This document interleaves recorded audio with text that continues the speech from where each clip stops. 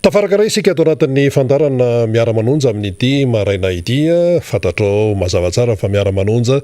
miainga ety amin'ny MPS Nosbatrana ary arahanao amin'ny alalan'ny onjam-peo ny MPS FM 95.4 rahanao ihany koa amin'ny onjam-peo ny Radio Mada 100.8 ao anatin'ny fatriny modulation de fréquence mazava loatra ary arahanao amin'ny fahitalavitra MPS ary dia mbola afaka arahanao ihany koa amin'ny tambajotra tserasera isasokajana ka na ianao eto an-toerana na ianao any ampitan'ny ranomasina dia ao anatin'ny fofeno fifaliana hatrany no iarahan'ny miara-manonja amintsika mianakavy. Ny voalohanteny aloha dia fisaorana lehibe an'Andriamanitra satria nomeny herinandro vaovao indray isika amin'ity fotoana ity, miazakazaka ny fotoana ao anatin'izay rehetrarehetra izay satria dia efa ho tapitra ny volana Aogositra hiditra amin'ny volana Septambra sady isika amin'ity herinandro ity, izany hoe ny voalohan'ny volana Septambra izany, miazakazaka ny fotoana ary tsy miandry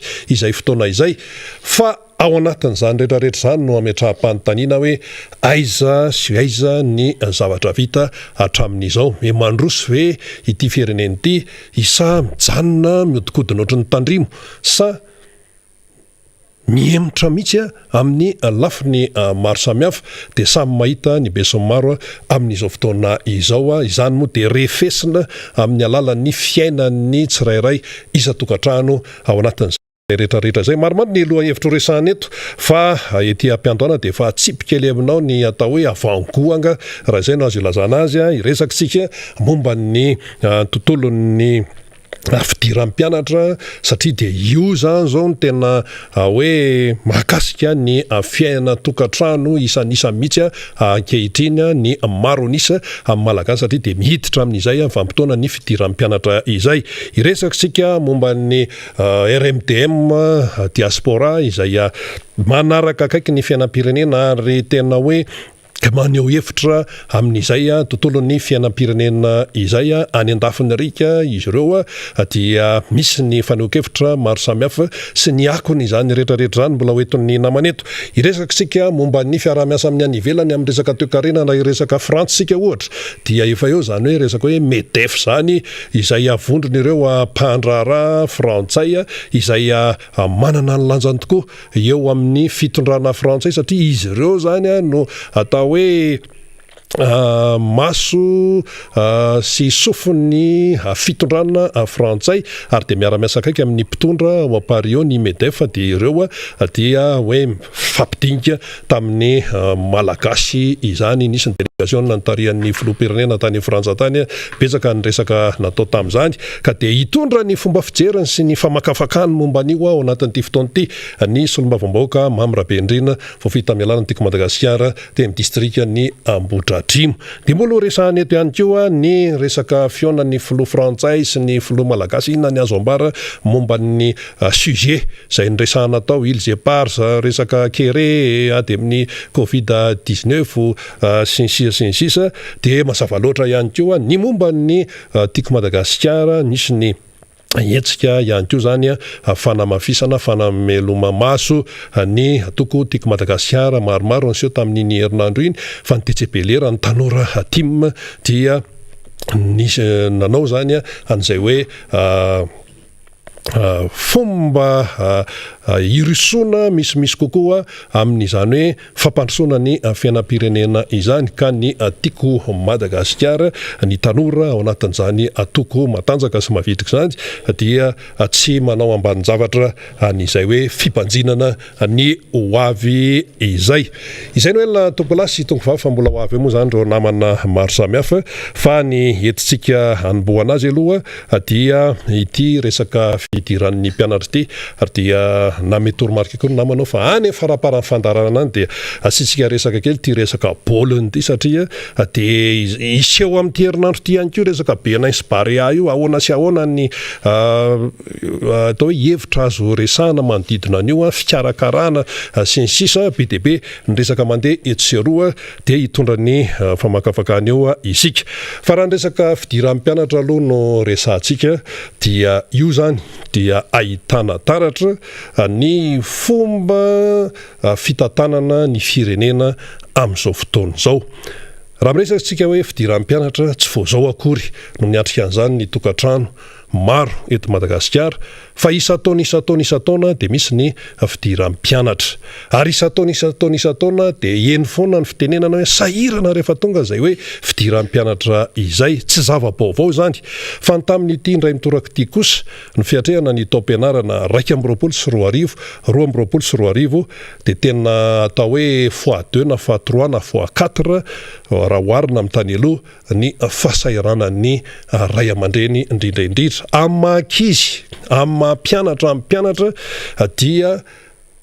fitaovam-pianarana vaovao no takian'izy ireo ary izay mahazaza azy satria mba hoe vaovao ny taom-pianarana dia mba hoe vaovao koa izany ny fitaovana entina miatrika an'izay taom-pianarana izay satria dia samy fampijerijery eo any am-pianarana hoe ny anina atao vaovao jojopilina be fa hoana ny ana ny stylo sy ny fitaovam-pianarana no mbola le teo ihany ny teo ihany no verina dia izay mahazaza ny zaza dia fitaovam-pianarana vaovao no takiany ireny zaza sy mpianatra ireny amin'ny ray aman-dreny arariny izany izay zon'ny zaza mihitsy izay fa le hoentin'ilay ray aman-dreny manoloana an'izay mba manahoana eo zany no tena manahirana satria rehefa jerenao zany ny taremarika aloha ho an'ny tokantrano hatrany amin'ny 20% ny malagasy ihany izay mahantra amin'izao fotoana izao 20% mahery ary io mbola taremarika navoaka amin'ny banky iraisam-pirenena ary mbola mitombona foana io hatramin'izao satria izay fahatrany izay zany no mitondra any amin'ny fahasairanana amin'ny fiatrehana an'ilay fiainana ka tafiditra ao anatin'izay ilay hoe fidiran'ny mpianatra mahantra le tokantrano malagasy tsy misy afa-tsy $2 ny iainana isan'andro zany hoe mba atao tsitsika hoe mba amboamboarina kely zany le taremarika dia atao hoe tsy mihoatra ny $5,000 isan'andro efa nabotsina ary zany ny vola izay ampiasaina isan'andro ary io zany dia entina miaina ividanana sakafo sy izay hoe hiatrehana ny fiainana isan'andro le mpianatra nefa tsy maintsy atrehana raha izay zany ny fandehany raha hoe ny vola latsaky ny $2 isan'andro no hoentinao miaina zany ka hoe hiatrika ny fidiran'ny mpianatra ianao dia tsy maintsy manao ekonomia zany ianao ekonomia forcé mba hahafahana miatrika ilay fidiran'ilay ankizy zany hoe raha mahazo $5,000 isan'andro ny tokantrano anankiray izay le atao hoe latsaky ny $2 efa nabotsina ho zany fa mbola latsaky ny $5,000 ny tena marina zany tena ny sasany ary eo amin'ny $2,000 isan'andro ao isaky ny tokantrano dia amin'iny vola isan'andro iny zany tsy maintsy animbinana asana animbianana $500 na $100 dia iny zany atamatambatra ahafahana miatrika an'ilay fidiran'ilay ankizy tsy tafavoaka tonga dia tsorina hoe tsy tafavoaka satria ilay fidiran'ny mpianatra dia vola maromaro tokoa no takiana ao anatin'izay fidiran'ny mpianatra izay ny aty amin'ny privé moa dia vao mainka enjana satria raha ny amin'ny privé zany ny le mpianatra mianatra dia mbola misy kipitsopitsony isan-karazany andaniana vola dia mba ahafahantsika mahazo atsaina tsara n'le izy dia nisy ny fanadihadiana tsotsotra izay natao tamina tokantrano anankiray mianatra any amin'ny sekoly tsy miankina ny zanankizy mivady any amin'ny privé zany dia rehefa mianatra any dia tsy maintsy atrehana ankizy anankiroa no nampidirina dia teo aloha zany ilay tsy maintsy fandoavana ny droit d'inscription dia teo ihany koa ny tsy maintsy fandoavana ny frais généraux ao anatin'io zany le misy kipitsopitsony izay arakaraka le activité ataon'ilay sekoly tsy miankina zany dia ny lany aloha zany tamin'ny zay le zaza anankiroa zay resaka fidirana fotsiny sekoly privé ho any resaka dia teo amin'ny 600,000 francs zay zany le zaza anankiray zany 300,000 francs dia ny zaza anankiray 300,000 francs satria zaza roa le izy tsy tafiditra ao anatin'io ny écolage septembre ary ny zaza anankiray dia eo amin'ny 250,000 francs eo zany ilay écolage na 10,000 ariary dia ampitombona roa io zany dia samamehany amin'ny 5,000 francs any mbola tsy tafiditra ao zany zay tamin'le volana aloha teo amin'le fidirana dia misy indray ny kipitsopitsony isan-karazany ny resaka hoe tablier dia io tablier omen'le sekoly ny modely hoe tsy maintsy zao ny didin'akanjo, ny lokony dia be misy koa ny atao hoe tenue fanaovana amin'ny fanaovana gym dia efa omena ihany koa hoe ohatrohatrohatro zao sy ohatr'izao le tenue mbola vola aloha daholo zany dia mbola misy ihany koa ny resaka zavatra hafa hoe rehefa latsinainy dia manao tenue spécial amin'ny mpianatra, lehilahy manao pataloha velondrirana zao ny lokony, ny ambony lobaka, dia ny vehivavy manao zipo dia efa omena ny didiny. Zany rehetrarehetra zany tsy maintsy atrehan'ilay ray aman-dreny avokoa raha ny amin'ny école privé ka ianao zany rehefa miditra any amin'ny sekoly tsy miankina dia tsy maintsy manaraka ianao ny fepetra izay apetrany sy ny discipline izay apetraka satria safidy io zany. Dia rehefa atampatambatra daholo zany zay rehetrarehetra zay dia tafakatra amina tapitrisany amatapitrisany ny vola tsy maintsy many ny ray aman-dreny amin'izay fidiran'ny mpianatra izay. Ny any amin'ny fanjakana moa zany dia miteny ny fanjakana hoe tena atao entitra mihitsy amin'izao fotoana izao ny fanaraha-maso an'ireny le hoe fanatanterahana ny zéro ariary sy ny sisa ireny. Fitenenana aloha zay fa aiza ho aiza ny tena fanatanterahana azy hita daholo ve ny any ambanivohitra lavitra rehetrarehetra any, ny any ambany ravikazo rehetrarehetra any satria ty raharaha ty ny tsy raha Antananarivo rery na hoe amin'ny tanàn-dehibe rery fa any ambanivohitra lavitra be any dia misy ihany koa ny tsy hita maso kanefa dia hiaran'ny fahasairana tanteraka amin'ny fidiran'ny mpianatra izany. Tsy resaka sika momba ny resaka hoe sekoly fa any amin'iny faritanin'ny Toliara iny toerana ambanivohitra mazava loatra dia efa nisy ny sary naseho teto fa tsy mendrika ho sekoly mihitsy n'ilay tononona hoe sekoly fa dia tena mipetraka amin'ny tany le trano amin'izany aloha tsy tenenina hoe mitovy amin'ny fiompiana inona fa mampalahelo mieritreritra azy fa dia hoe tsy mendrika ny antsoina hoe sekoly izany toerana izany ary misy zany fa tsy hoe foronina. Ka manoloana an'izay rehetrarehetra zay dia mipetraka fanontaniana hoe fa ahoana ary zany ny fomba fitantanana an'ity firenena ity raha ny resaka fampianarana. Dia mbia ho an-tsaina foana ny tamin'ny fitondran'ny président Marc Ravalomanana tamin'ny izy teo amin'ny fitondrana zany satria raha vao miresaka ianao fidiran'ny mpianatra na hoe zahany sasany ho kosehana ary io na hoe zahany sasany ho lokona amin'ny loko maintimainty be ary io hoe takonana dia tsy maintsy tadidin'ny malagasy foana zany antsoina hoe kit scolaire zany na hoe zahana hoe tsoresahana ary zany dia ataon'ny sasany dia io dia tafiditra ao an-tsain'ny malagasy foana satria inona ny tiana horesana, inona ny tiana tongavana. Ny tiana tongavana ao anatin'izay rehetrarehetra izay dia hoe matoa ane ireny kit scolaire reny azo ary naparitaka ho an'ny zanaka malagasy dia tsy hoe memena fahatany zany izy ireny hoe nomeny ny mpamatsy vola, nomeny ny mpiara-miasa avy any velany fa nisy dia nisy aloha ny fanadiadiana izay nataon'ny mpiara-miombonantoka tany ivelany zany hoe manahoana ny finiavany ity fitondrany ity, manahoana ny fomba fitantanany ity fitondrany ity tamin'ny fitondran'ny président Marc Ravalomanana zany manahoana ny resaka état de droit, les bonne gouvernance, ny fisarahan'ny fahefana anankitelo reo foana no miverimberina raha vao miara-miasa amin'ny sehatra raisam-pirenentsika, manahoana ilay filoham-pirenena sy ny ekipany, manahoana ny fomba fiasany zay vao tonga ny fanapahan-kevitra eny ary raha zay zany fandehany dia ho ampiana izany firenena izany. Tamin'ny fotoana nitondran'ny président Marc Ravalomanana zany tena zavatsara izay zavatra izay dia inona ny vokany resy lahatra ny UNICEF moa tamin'ireny na atao hoe lolarana tao anatin'izay rehetrarehetra izay satria raha vao miresaka mpianatra ianao dia misy resaka hoe reny sy ny za zao dia tonga ny kit scolaire tsy de nisy tam'izany natao hoe nijapina amin'ny resaka politika indray de hoe izay ny tena zao fa le tompontsoa ny zanaka malagasy aloha no tena zava-dehibe tamin'ny président Marc Ravalomanana satria nisy ny fotoana nandehanany mitety faritra de nahita ankizy izy tamin'izany fotoana zany de tonga teo ny eritreritra hoe ahoana tokoa moa ty ankizy ty tokony mba ho mendrika an'izao sy ny hoe mba tokony manana fitaovana hoe araka ny tokony ho izy dia nahazo an'ireny kit scolaire reny ary iny ihany koa de niteraka atao hoe fientanana ho an'ny any ambanivohitra rehetrarehetra any sao tsika mihevitra hoe eto Antananarivo sy ny manodidina eto fa ny any ambanivohitra ny zanaky ny tatsakoany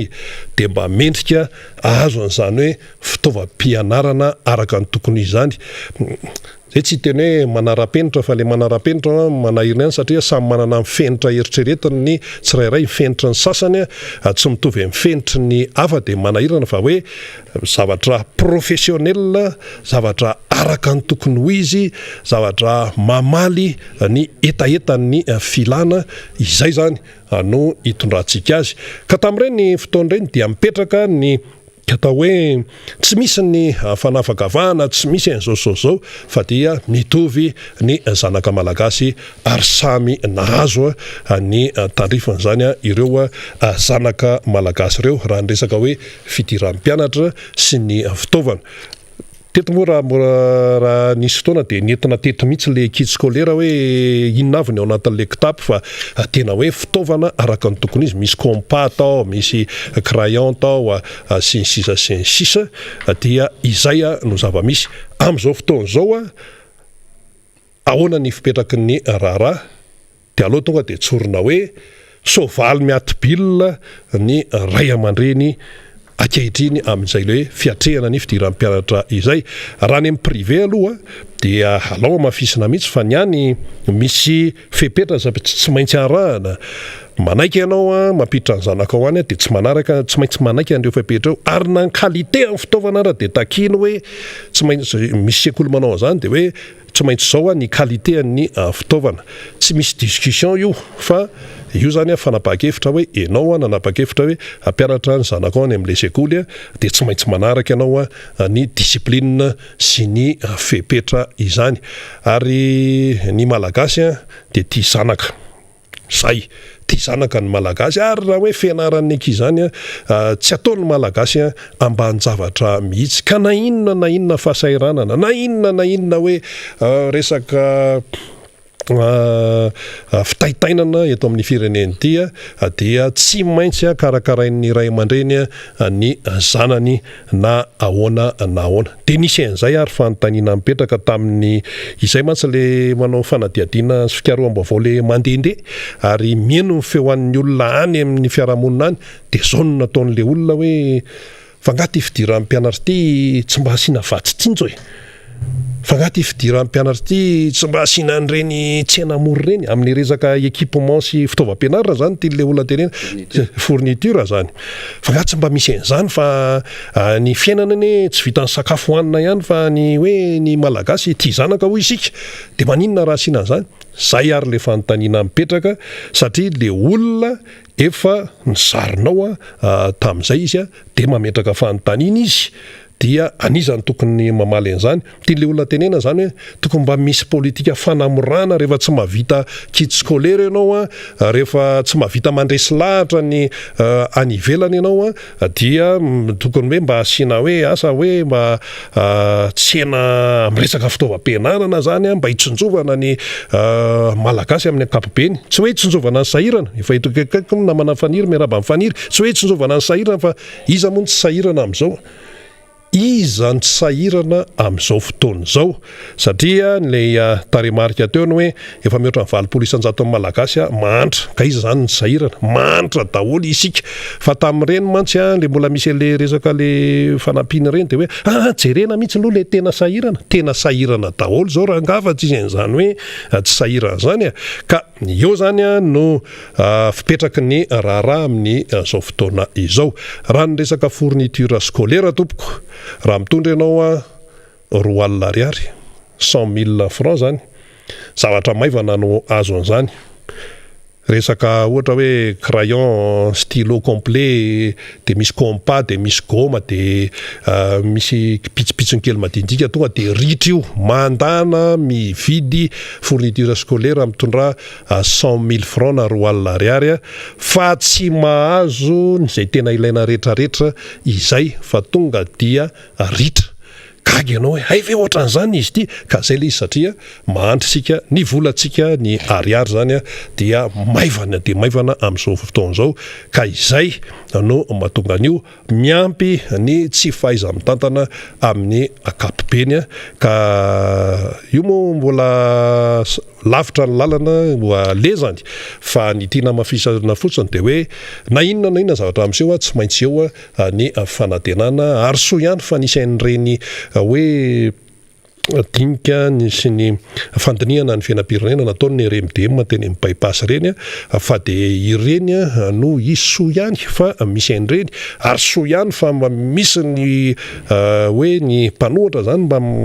manetsiketsika amin'ny resaka hoe zao anie zavatra tsy mety zao anie zavatra tsy mety mba miteny fa ohatra angamba tsisy miteny de asa hoe anahoana ny fiainantsika le fitenenana tsy resaka mihitsy tsy fitiavana ny anina na hoe tsy fitiavana ny anina tsy hany mihitsy le izy faraka ny tenenina foana hoe samy tompony ity Madagasikara ity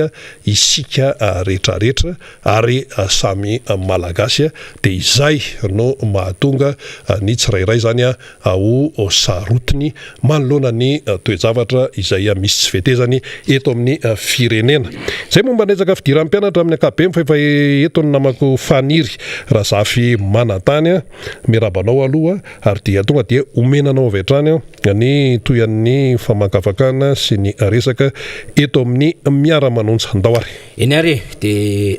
miarabantsika rehetra miarabany Irina Rabe Mananjara ihany koa dia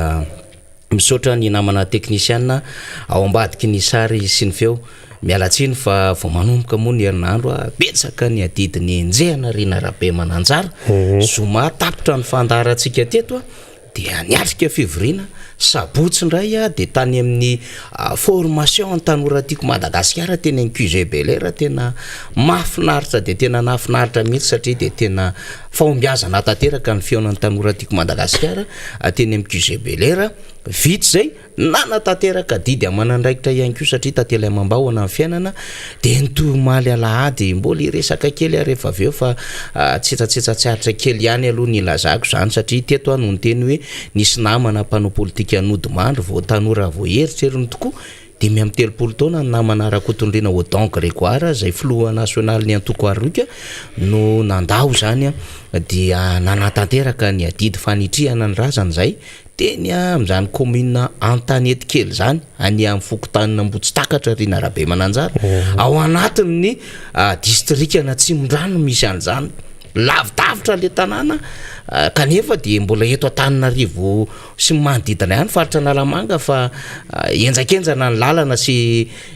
fandehanana ny vovoka be sy ny karazany resahana kely rehefa aveo satria iaraka amintsika eo député Alain Ratsimbazafy zay Solomavamboaka ny distrikana Tsimondrano de ao ihany koa député Mamy Rabendrina Solomavamboaka ny distrikana Ambohidratrimo zany rehetrarehetra zany moa zany dia tsara levenana maty ary dia mbola mitondra ny teny fampiononana ho an'ny fianakaviany namana Odon Ray Manontolo indrindra ny vady amanjanany zany satria namela zanaka telo izy sy manantoena iray zany zay moa no ataontsika hoe zany fiainana tany ary dia miandry zay lalan'izay ny rehetrarehetra satria zay maha-olombelona nosirahantsika Irina Rabe Mananjara na zany na zany aza nefa dia mitoy ihany ny fiainana amin'ny akapobeny zava-misy rehetra nresahan'ny Irina Rabe Mananjara teo tena mazana be ny fidiran'ny mpianatra teny amin'ny fiaonana teny amin'ny QG Belair dia nisy ray aman-dreny tena nitaraina mihitsy zany Irina Rabe Mananjara hoe tena amin'ny CG 7 alina de eny amin'ny EPP 10 alina angamby izay tena nilatsa-dranomaso le ray aman-dren'ny mpianatra zay mbola tanora hoe tena mpianajanaka anie za ty fa tsy zakanay le fandehan-javatra efa mitaraina amin'io foantsika teto hoe mitaraina ny ray aman-dren'ny mpianatra fa asa aloha fa raha ny zava-nisy en parallèle an'izay adevitra ny resantsika izay Irina Rabe Mananjara dia tany ivelany tany dia délégation tsy tokotsy foroana mihitsy no nandeha tany ivelany tany ary de reny moa mbola takitsika reny satria ao anatin'ny ady hevintsika satria nisy déplacement zany fitsidiana nataon'ny fitondram-panjakana zany tarihan'Andriamatoa filohan'ny Repoblika dia nitondra délégation niaraka tamin'ny ministre teo ihany koa reo mpikambana ao nivon'ny présidence mpanao gazety sy ny sisa ary tsy vitan'izay fa de misy ireo hetsika samihafa ny tanterahana tany la Frantsa tany fa mampalahelo anatin'le raharaha eto tsika mandeha ny kere eto ny ray aman-dren'ny mpianatra mitaraina fa dia mipopoka mihitsy ny sakafo dia hitatsika moa ny caviar, ny crevette, ny baréana, ny sombon'ny zebie de Madagasikara sy ny sisa ny rhum avy aty Madagasikara dia ny enjainjaika tsara mihitsy ny zany hoe de tena nilanina de nilanina ny tany ivelany tany ary dia nisy artiste nentina avy aty Madagasikara niarika an'izany fety izany manahirana le izy ho eo anaty amin'ny fahasiarana amin'ny vahoaka hoe atraizitsika no mahafantatra fa tena sahirana sy mahantra le malagasy kanefa misy mpitondra fanjakana zay tsy mahatsiaro an'izany fa de hoe mety aminay de mbola mampiseho fa matanjaka le firenena kanefa mitazona an'le rambony aty aoriantsika oresahitsika rehefa aveo ny ako ny dian'ny filohan'ny Repoblika tany la Frantsa tany nandritrin'ilay hetsika nataon'ny MEDEF zany tao anatin'ilay hoe fionan'ireo mpandraraha miteny manontolo sy apany amin'ny teny frantsay horesantsika ihany koa ny hetsika nataon'ireo RMDM diaspora malagasy any ivelany any satria dia nateo aza nataon'ny fitondram-panjakana tany ivelany tany de tena mbola mametraka an'izay hoe mijaly ny firenena sahirana ny vahoaka malagasy miteny ny diaspora any ivelany any zay tsy miraitsy kombakomba ao anatin'izao fitantanana tsy mamotsy fanapitehana firenena ataon'ny fitondram-panjakana zao ary dia afaka naneo hevitra izy ireo teo amin'ny avenue du Ranelagh atao amin'ny Paris 16e zany horesantsika ihany koa ny resaka île zay parsa satria tamin'ny faran'ny herinandro tsika de osika hoe isy communication conjointe io de tao anatin'izay communication zay ny déclaration conjointe zany zay nataon'ny filoha Mrala dia ny filoha tanora sy ny zokinjokiny sy ny zandrindriny zany dia Andriamatoa Emmanuel Macron izy moa no zandry ny arataona fa ny zokiny arataona zany dia amin'ny filoha Andry Rajoelina fa eo amin'ny lafiny ray puissance économique sy ny lafiny fandehan'ny raharaha dia tanjaka indray Emmanuel Macron zany fa tsika moa zany amin'ny lafin-javatra dia aty amin'ny tena farany misy atsika zany ka nanao fanambarana ny rahana ary de niresaka momba an'ity île zay parsa aty fa mbola niresaka ihany koa amin'ny isy famatsiana ho azytsika tena viviny de viviny le izy tsy natao ampitehaka mihitsy le satria de tena hatrany amin'ny 2030 dia nanomana 240 millions d'euros ny frantsay de raha ataotsika nikajy député Alain Tsimbazafy amin'izany hoe vola azontsika homeny frantsay amin'ny fanampiana resaka tanàn-dehibe zany resaka fambolena resaka fahasalamana fanabeazana sy ny maro samihafa manodidina zay raha zany hoe manomboka amin'ny 2022 amin'ny herintaona zany ka hatramin'ny 2030 zany hoe misy 20 taona député Alain Tsimbazafy de 30 millions d'euros isa taona zay zany le mba hositrahantsika miaraka amin'le frantsay tena mahampimingy le raharay fa zany ho resantsika rehefa avy eo zany hoe zay ny mametina ny bitapitahantsika dia zay no resahana fa akoatran'izay moa mbola miverina indray le resaka télépérique ary malagasy ny resaka koa le resaka train urbain izay de mbola tao anatin'ny ady hevitra ny Miami sy ny sisa ho resantsika rehefa avy eo ihany koa ny resaka Barea mbola misavoritaka amin'ny lakamisy tahira sy diso amin'ny lakamisy ny lalao ionana amin'ny Benin amin'ny lakamisy faharoa ny volana septambra androantsika fahatelo ny volana aogositra ohatra mbola tsy mahita regroupement tsika tsy mbola mahita fanazarantena ny mpilalao amin'ny Barea manoloana zany fahatelopolo ny volana aogositra tsika ohatra mbola tsy mahita tsika asy hoe efatrano sa telo andro sisa niatriana an'izany lalao zany mbola enjana be misy milahatra be nefa etsy andan'izay hoe tsy azo atao atrehan'izany lalao zany fa miida na huis clos nefa ny ministère ny tanora sy ny fanatanjahantena tamin'ny sabotsy mbola manao avy hoe milahatra be tsika manoloana ny fanapahan-kevitry ny CAF ny tsoahana tampoka indray la publication natao ministère ny tanora sy ny fanatanjahantena dia mbola hitantsika aiza le négociation mandeha amin'izao fotoana izao satria raha ny tena marina 1500 kay no nangatahany teo anivon'ny fédération mba afaka iassiste an'le matsan'ny Benin sy Madagasikara. Ora nefa ny fanjakana de nieritreritra nanatota be satria no eritrertina otokanana amin'ny fotoana io ny kianja Barea de any ho any amin'ny 20 000 any ho any no zaraina nandritra n'izany fotoana rehetrarehetra izany moa de ho hitantsika eo le izy hoe makaiza zany fa misavoritaka ambony ambany atrehan'ny mpijery ve le matsan'ny Barea sa tsy atrehan'ny mpijery lay bie zaraina amin'izao fotoana zao io makaizy io satria tsy mbola misy communication zany na communiqué officiel mbola voaray fa de milahatra aloha zany ny be fanantenana nanomboka tamin'ny sabotsy lahady toatra mbola mitoy izy ao manodidina ny kianjany Mamasina kianja Mamasina fantatsika fa tsika tsy mbola hoe kianja Barea zany fa ajaitsika foana zany ny culture iombonana tamin'izany ny resaka MEDEF dia hitondra kely am'izay tsika satria manao communication mafy lay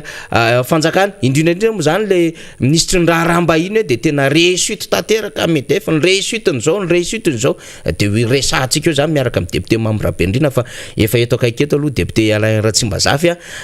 député Alain Ratsimazafy nyresahako kely teo hoe tany Atsimon-drano omaly noho ny adidy amanandraikitra moa zany amin'ny maha-olombelona tena tany am'izany commune antanety kely zany tena enjana député Alain Ratsimazafy satria any amin'ny farim-piadidina nahalany anao moa zany ao anatin'ny district ana Tsimondrano zany antanety kely zany raha ohatra ka omeko atsika kely ny topo zany dia raha vaty Anosizato andrefana fa tsy atsinanana samy hafa daholo zany ny atsinanana de efa Antananarivo renivohitra firaisana faefatra ny andrefana de efa aty Avaradrano Tsimondrano azafady indrindra manomboka mitsofoka zany Pitansella iny de mandeha moramora manaraka niny lalana mitsofoka ny Anosizato andrefan'iny de mahazo moramora amin'iny Beravina iny de mahazo tsy any amin'ny lalany Soavina fa le mahitsy de mahazo an'iny Vailavy iny de tonga ny Ampanefy de eo Ampanefy eo manko eo lolo eo misy an'le hoe ambolombolona zay fokotankely de mizara roa ndray izy iny lalany iny ndray miakatra makany Solandy akady Vorobe mbola commune zany resantsika zany mandalo aty Ambodifano zany de mivoaka ny Andorany fotsy fa mbola mahitsy be amin'iny lalana Vailava iny zany zany resahako zany de mandalo ana Ampanefy de mitoy de tonga any Pahitrosy de rehefa any Pahitrosy izy de mahazo lalana misambana eny Atalety kely de any mandeha any Ambohijoky de any ny atao hoe Antanety kely any zany mbola Tsimondrano zany fa resahana amitsika fa de tena sahirana amin'ny lalana tompoko lasy tompoko vavy akoatran'ny vovoka de mba misy kely mandray pavé zara fa misy ataontsika hoe 100 na 200 mètres eo de lalana tena rasta raha ivaiva satria fiara iva moa zany nentina de tena njalijaly mihitsy eto no misy an'izany tompoko lasy tompoko vavy akoatran'izay tena tsy mitsahatra mifanena amina posy sy sarety izahay de mitondra mivokatry ny tatsa ny poireau ny anana samy hafa ny légume ny céleri sy ny sisa ny tongolo maitso tena mamokatra le malagasy ary misy tambary tsy hitanono avato amin'ny andany sy ny ankilana fa maina karakaina efa voasa ny tany tompoko fa maina karakaina tsisy rano any am'izany toerana zany ary zany tambary zany dia tsy tambary hoe 100 hektara fa 100 hektara tena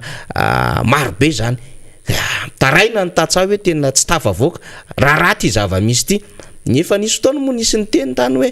de ho avy ny barazy isokatra ny rano zany rehetrarehetra zany mbola fahorian'ny tatsava de malahelo ny tatsa satria mba nanana fotoana kely nanontaniana ihany ahoana zava-misy aty aminareo de hoe mba teneno amin'ny miara-manonja fa tena tsy zaka ny vidim-piainana tsy zaka le fiainana mihitsy ny voadona satria efa tokony hanomboka hiasa zay tsy afaka miasa zay satria tsy tafiditra ny rano ary ny zavatra kely mba volena eto de efa fahazarana sisa miasa am'le izy fa ndraindray de faty antoka no zavatra iainanay ary efa efa mahazatra fotsiny mba miasa kanefa tsisy ny tombombaritra ho azo nyreny tatsara reny de araka ny nambarany rina teo tsy mbola misy tokotany mifampidirana mpianatra ho any ambanivohitra zany ny antom-positsika ato anatin'ny miara-manonja député Alain Ratsimazafy miaraba tompoko tonga sondray miara-manonja miarabanao namana faniry ary miaraba ihany koa amindreo namana toy ny Irina Rabe Mananjara sy ny sombavambaoaka Mamy Rabe ny Irina zay mbola andray anjara ato anatin'ny ty fandarana ty moa rehefa aveo tsy adino ny miaraba antsika vahoaka malagasy zay manaraka ny fandarana na ny eto toerana na ny any ivelany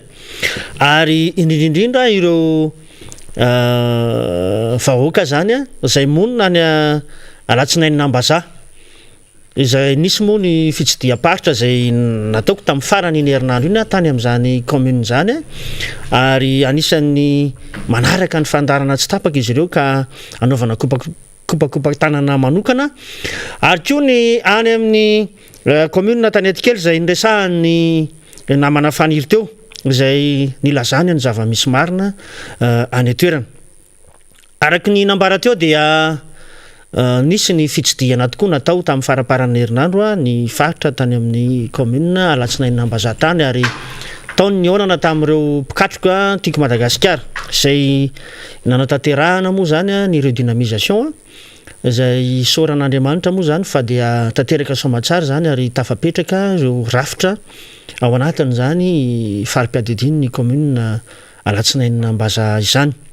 akoatr'izay ihany koa dia nisy ny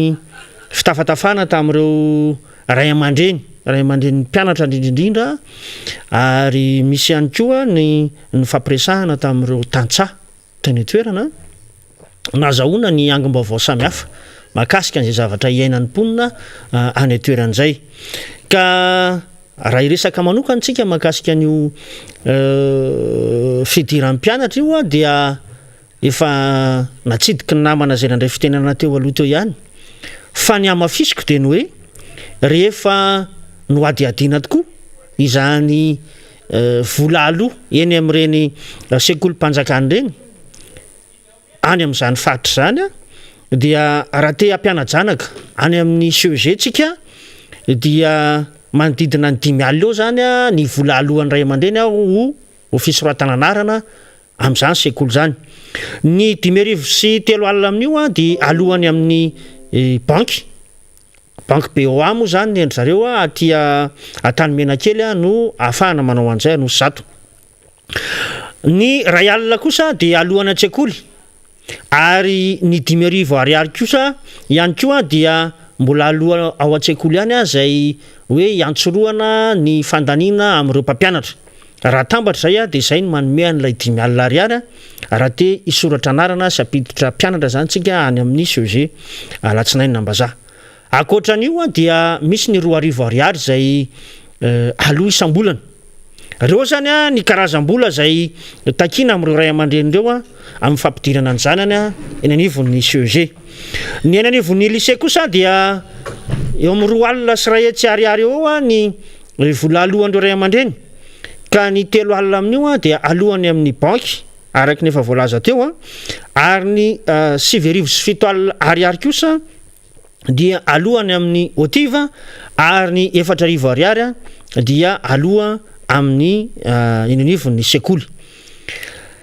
reo marobola nyresahana teo dia ninina nentina amintsika mihitsy ato anatin'ity fandarana ity satria dia rehefa mifampiresaka tamin'ireo ray aman-dreny dia tsisy zay tsy mikakaika sy mitaraina zany ray aman-dreny mpianatra zany amin'izao fotoan'izao ny tsy fahazakana izy ireo ny andoha an'izany sara-pisoratananarana na sara-pidirana zany ahina mihitsy ary izy ireo zany ny fialanandarana ho an'ireo ankizy amin'ity taom-pianarana ity satria ny fahasairanana zay iainan'ny ray aman-dreny zany no tsy ahafahana miantsoroka an'izany sara-pidirana zany ka dia anaovana antso ho an'ny ao anivon'ny fitondrana amin'izao fotoan'izao amin'ny hoe tena tsy zakan'ny olona ntsony ray ity sehatra ny fampidirana mpianatra ity fa sao dia tokony isy politika vaovao aperaky ny fanjakana ahafahana manatratra ny hoe ahoana ny abetsaka ny tahan'ny ankizy miditra an-tsekoly fa raha izao zavatra zao no iainany ray aman-dreny dia maro no voatery hitsokan-darana tany amin'izany faritra alatsinainy nambaza ihany koa no ny fampiresahana sy ny fampitafana tamin'ireo tantsaha ka tao anatin'izany dinidiniky zany no ahitana ihany koa zany amin'izao fanamariana maro samihafa zao ao amin'ny faritra antsoina hoe fidasiana dia nisy fananganana tohadrano na barazy zay tsy ela akory zany fa tamin'ny taondasa teo zany zay fotodrafitrasa namoa ny fitondram-panjakana volo zany mino moa zany fa ny eo anivon'ny ministera ny fambolena sy ny fimpina no tena ny atsoroka azy amin'ny alalan'ny sampandrara génie rural rehefa no tanterahany zany fanamboarana tohadrano zany tamin'ny taona lasa vita somatsara ny asa saingindrisy fa tsy nandingana fahavaratra iray akory dia efa rava tanteraka izany fotodrafitrasa izany zany hoe tsy manaraka an'ilay kalitao amin'ny fanamboarana an'ireny fotodrafitrasa ireny ny asa nataon'izany orinasa zany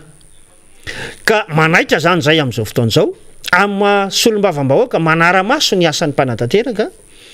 mba hijery akaiky indrindraindrindra ny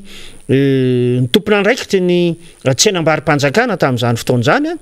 mba hijery ny fotodrafitrasa io satria rava tanteraka zany fotodrafitrasa zany amin'izao fotoan'izao kanefa dia volam-bahoaka volan'ny fanjakana no nanatanterahana an'izany fotodrafitrasa imbonan'izany marihana mantsy fa raha ny amin'io faritra zay nasiana resaka io dia manodidina amin'ny 700 hektara eo ny tambary zay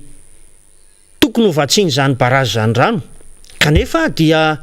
maina sy karakany izy amin'izao fotoan'izao tsy misy rano ahafahana manondraka ny tambary fa dia rava ao anatin'ny fotoana fohy satria dia tsy nandalo fitaopahavaratra afa-tsy indray mandeha zany fotodrafitrasa zany kanefa dia tsy hita intsony amin'izao fotoan'izao torak'izay ihany koa ny eo amin'ny faritra antsoina hoe soatsimeloka anisan'ny nangatahan'ireo tatsa zany hoe izy ity indray dia angatahana ny fanajariana na ny hoe ny réhabilitation an'izany fotodrafitrasa zany zany tohadrano zany satria anisan'ny miantoka ihany koa zany amin'ny fidiran-drano amin'ireo tambary any amin'iny faritra alatsinainina ambazaha iny zay ny fanamariana sy taraina avy any amin'ireo vahoakantsika zany ao amin'ny commune alatsinainina ambazaha district Anatananarivo Atsimondrano araky ny fanambarany namana faniry teo moa dia hoe anisan'ny tety an'izany lalana makany amina commune Antanety kely zany izy zay mbola ao anatin'ny district Anatananarivo Atsimondrano ihany koa zany faritra zany zay ahitana ny fahasimban-dalana tanteraka amin'izao fotoan'izao marihana moa fa amin'ny mahasolom-bavam-bahoaka ny tena dia rehefa tonga ny fiorana na ny fasafasy zany zay iarahana amin'ny mpikambana eo anivon'ny gouvernemanta dia ny tenako mihitsy no anisany nangataka ny hoe tokony hijerena manokana andriny lalana mandalo amin'ny andrefan'ny soaviny iny tonga hatrany amin'ny faritra Tanety kely satria commune marobe no misitraka an'izany lalan'izany raha vita somatsara efa tafiditra teo anivon'ny programme ny ministeran'ny fanajariana ny tany sy ny asa vaventy zany teo aloha rehefa tonga kosa nefa ny fanomezan'ny fitondram-panjakana ireo engin na ireo fitaovana fanamboaran-dalana amin'ny eny anivon'ny faritra zay tantana ny gouvernoura zany raha ho atsika eto moa zany dia ny gouvernoura Analamanga dia tao anatin'ny filakevitry ny ministra no nisy ny fanapahan-kevitra hoe aleo anjaran'ny ety anivon'ny faritra no manatanteraka ny fanamboarana ny asa na iny fanamboarana ny lalana iny zay tsara fantatry ireo be ny tanàna sy sika vahoaka ny amin'iny faritra iny amin'izao fotoan'izao ka andrasana zany hoe atraiza ny fandraisana andraikitry ny gouvernoura Analamanga mahakasika an'izany faratsin-dalana makany amin'iny faritra Antanety kely iny zay lalana avaty Anosato moa no mitsofoka mandalo an'izany faritra Paitrosy ny sy ny sisiny zany andrefan'ny faritra Soaviny iny zany lalana resahany zany ka tena ilaina ny fanatsarana satria dia sahirana araky ny efa voalaza teo ny tatsaha amin'ny famoaham-bokatra ary miakatra zay tsy izy ny fandanin'ireo tatsaha amin'ny fampakaranareo vokatra ho tonga ty amin'ny faritra anosy zato sy anosy be sy ny sisiny zany amin'ny famoaham-bokatra ny atoerana. Lasa ny fandanina no betsaka noho ny vidin'ny vokatra eny etseny. Izay ny azo ambara fa anisan'ny nampitaraina an'ireo vahoaka zany amin'iny faritra izay noresahana teo iny fa anisany ihany koa izay tsy adino azafady indrindra ny mahakasika nyity famatsimbola ara-tsosialy izay ataon'ny fidy eny amin'ny tontolo ambanivohitra ity. Izay marihana moa zany fa hoe famatsimbola avy any ivelany izy io ahafahana mitsinjo ny ara-tsosialy an'ireo olona tena marefo. Anisan'ny misitraka an'izany ny any amin'ny commune tsirairay ato anatin'ny district Antananarivo Atsimondrano. Saingy ny fanamarihana tiana hotsondriana dia efa misy sady indray ny olona zany amin'izao fotoan'izao no mamilivily an'izay lafy ny fitantanan'izay. Marihako manokana eto fa tsy zareo mpitantana eo anivon'ny fidy akory ny manatanteraka an'izay fa efa misy sady indray ireo manao kajikajy politika ka hoe zay olona misitraka an'izany fanampiany zany dia tsy maintsy miditra ao anatina fikambanana anankiray zay anohana an'izao fitondrana zao amin'ny endrim-pifidianana ara-pitso rafakapitso. Zay tsy azo akeny zany satria nahoana volam-panjakana tompoko no hozaraina amin'ireo olona reo zay mitentina manodidina ny 5,000 ariary isam-bolana. Fa ny faneriterena zay manjohan'ireo olona mba misitraka ireo zany amin'izao fotoan'izao dia rehefa tsy miditra ao anatin'ny fikambanana io dia 3,000 ariary isam-bolana ihany ny azo mena. Makaiza zany ny 2,000 ariary rehefa ohatra ka tsy mifanandrify amin'ny eritreritr'ilay olona zay misitraka n'ilay 5,000 ariary ny ataony zany mpitantana zany ka manaitra ihany zay ny tompona andraikitra satria dia hita tokoa fa miteraka savorivorana anivon'ny fiarahamonina sy atao hoe efa misy sady ny kajikajy politika zay mandeha amin'izay fotoan'izao ka miteraka zany an'izay olana sy aya eny anivon'ireo vahoaka eny fotony ireo. Manarak'izay moa dia mbola nisy ihany koa ny fitsidia paritra zay natao tamin'ny faraparan'ny herinandro iny any amin'ny tany amin'ny commune Ambatofahavalo.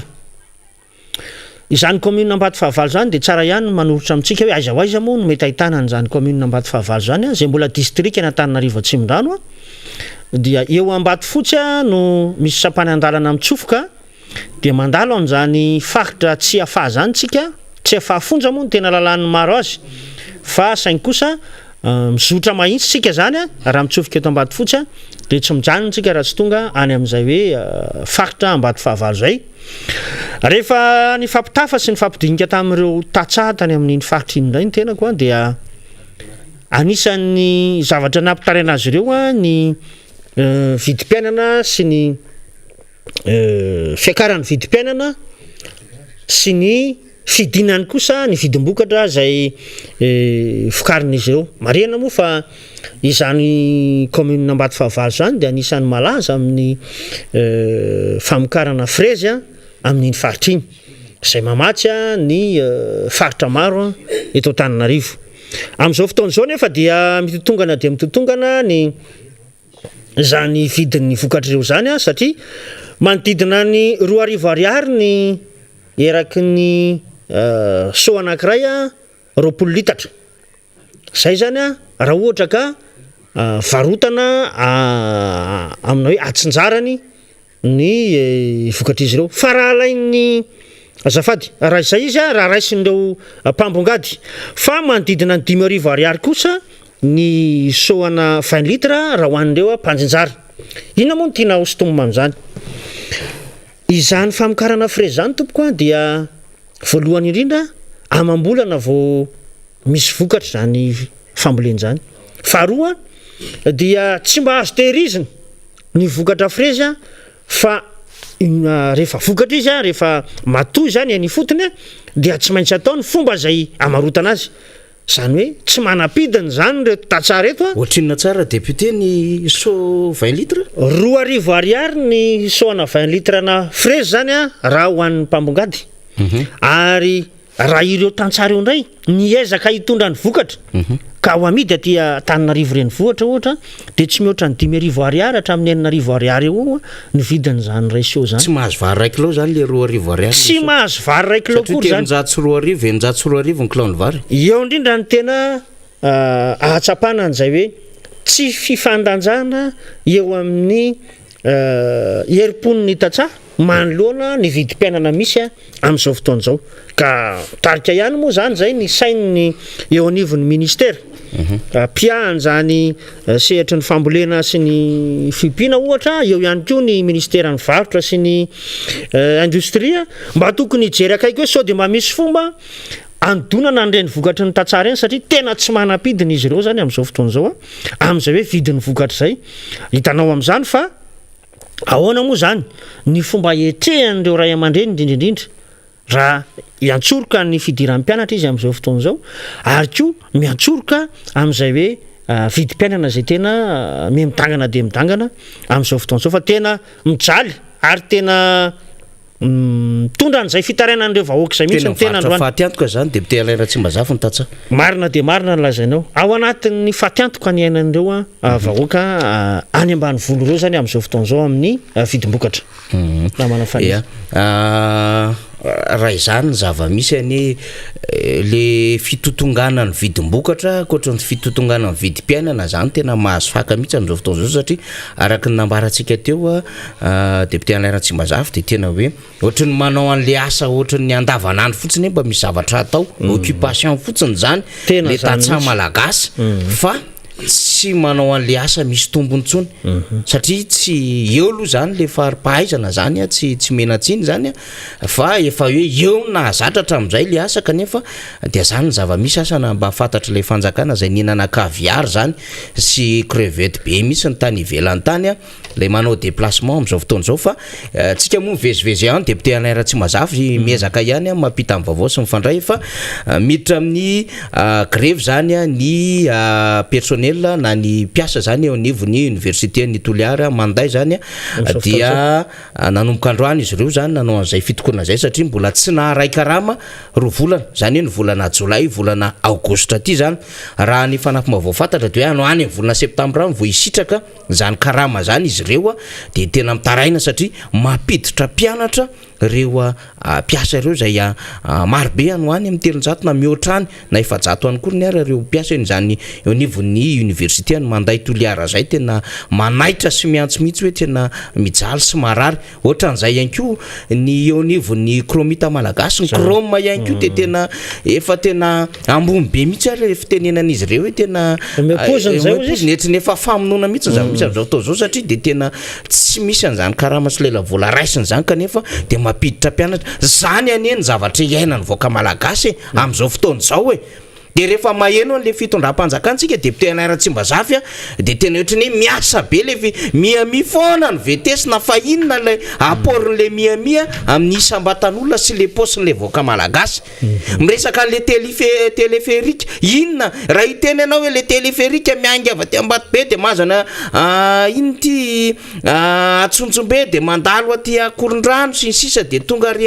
Analakely dia mihodina dia makany Ankatso dia makany amin'ny Colisée sy ny sisa iny amin'ny Rova sy ny karazany fa inona ny apport hoentiny zany satria mila vola nge zany mila frais eto raha ny bus classe 500 tsisy mpandeha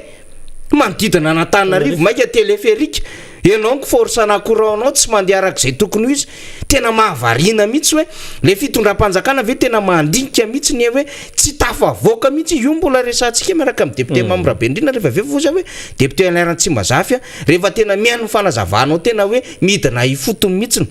amin'ny masolombavamboaka zay député Alain Ratsimbazafy nantany alatsinainina ambazana nantany Ambato fahavalo zay mifanerasera aminao nandritry ny faran'ny herinandro na havitanao commune Ngezabe tena ngeza le Atsimondrano dia tena hoe zany zava-misy ka raha tsy miresaka ohatran'izao zany tsika tsisy ahafantatra sy hitaraina ny zavatra iainan'le vahoaka ny ambanivohitra rehetrarehetra any fa io makomana moa zany tsika rehefa aveo fa na izany député Alain zany dia nisy hetsika nataon'ny tanora tiako Madagasikara teny amin'ny QG Belair tamin'ny sabotsy lasa teo de zay etsika lehibe zay zany a raha ohatra ka efa vahoman'ny namana teknisiana zany a ny sary moa zany vidéo alefan'izy ireo fa itsika député Alain tsy mazafy ezaka hitatotra zany amin'le hoe fahombiazana tanteraka ny etsika zany a zay nataon'ny tanora tiako Madagasikara izy io ny sary hitantsika mandeha am'izao fotoana zao raha misy fahita lavitra zany sy mijery amin'ny Facebook sy YouTube atsika de mahita ny ambiance antsara zany tena hoe hipoka ny toerana zany a teny QG Belair akoatra ny seza efa nomanina de tety ivelany mbola maro be ireo tanora tonga zany zay niatrika an'izany fiofanana moa zany kendrena tamin'io dia nisy mpapanofana 3 tao de tao aloha zany voalohany indrindra dia ny chief Andriamatoa Willy Jocelyn de Andriamatoa Olivier ary ny maître Eloi zany no nitondra an'izay fiofanana fampiofanana ho an'ny tanora tiako Madagasikara zay fampiofanana moa zany marimarina kokoa ny brao politika dia ny cordo national Andriamatoa Rakotondrina Jean-Claude Roger no nanokatra ary nanakatony izany tamin'ny fomba ofisialy moa zany dia ny brao politika ny mpikambana dia Andrimorasata Julien teny avokoa nafinaritra napetsi-po ary nisy émotion mihitsy ny teo anivon'ireo tanora mpanorona ny tiako Madagasikara tamin'ny 7 satria nanome an'izay karazana fiandohany tanora tiako Madagasikara izay Imam Mamonjy zay anisan'ny mpanorona sy filo nasionaly ny tanora tiako Madagasikara ny volana oktobra 2020 no nakatsodranno tamin'ny Flomar Karavalomany izy ireo no hanangana ny tanora tiako Madagasikara dia nahazo an'izay tsodrano zay de teo zany solitena andreo mpanorona tamin'izany fotoana zany zay efa lehibe amin'izao fotoana zao hoe efa zokony Imam Mamonjy filo national i dokotera Haina zay fatatsika tsara i Nasolo teo ihany koa Ianja Panetana zay tena nafana mihitsy ny fety niaraka amin'ny anja satria dia hainy le raramanga député Alain tena hainy anja mihitsy le fanetanana ary tena hitanao mihitsy hoe tena zavatra sady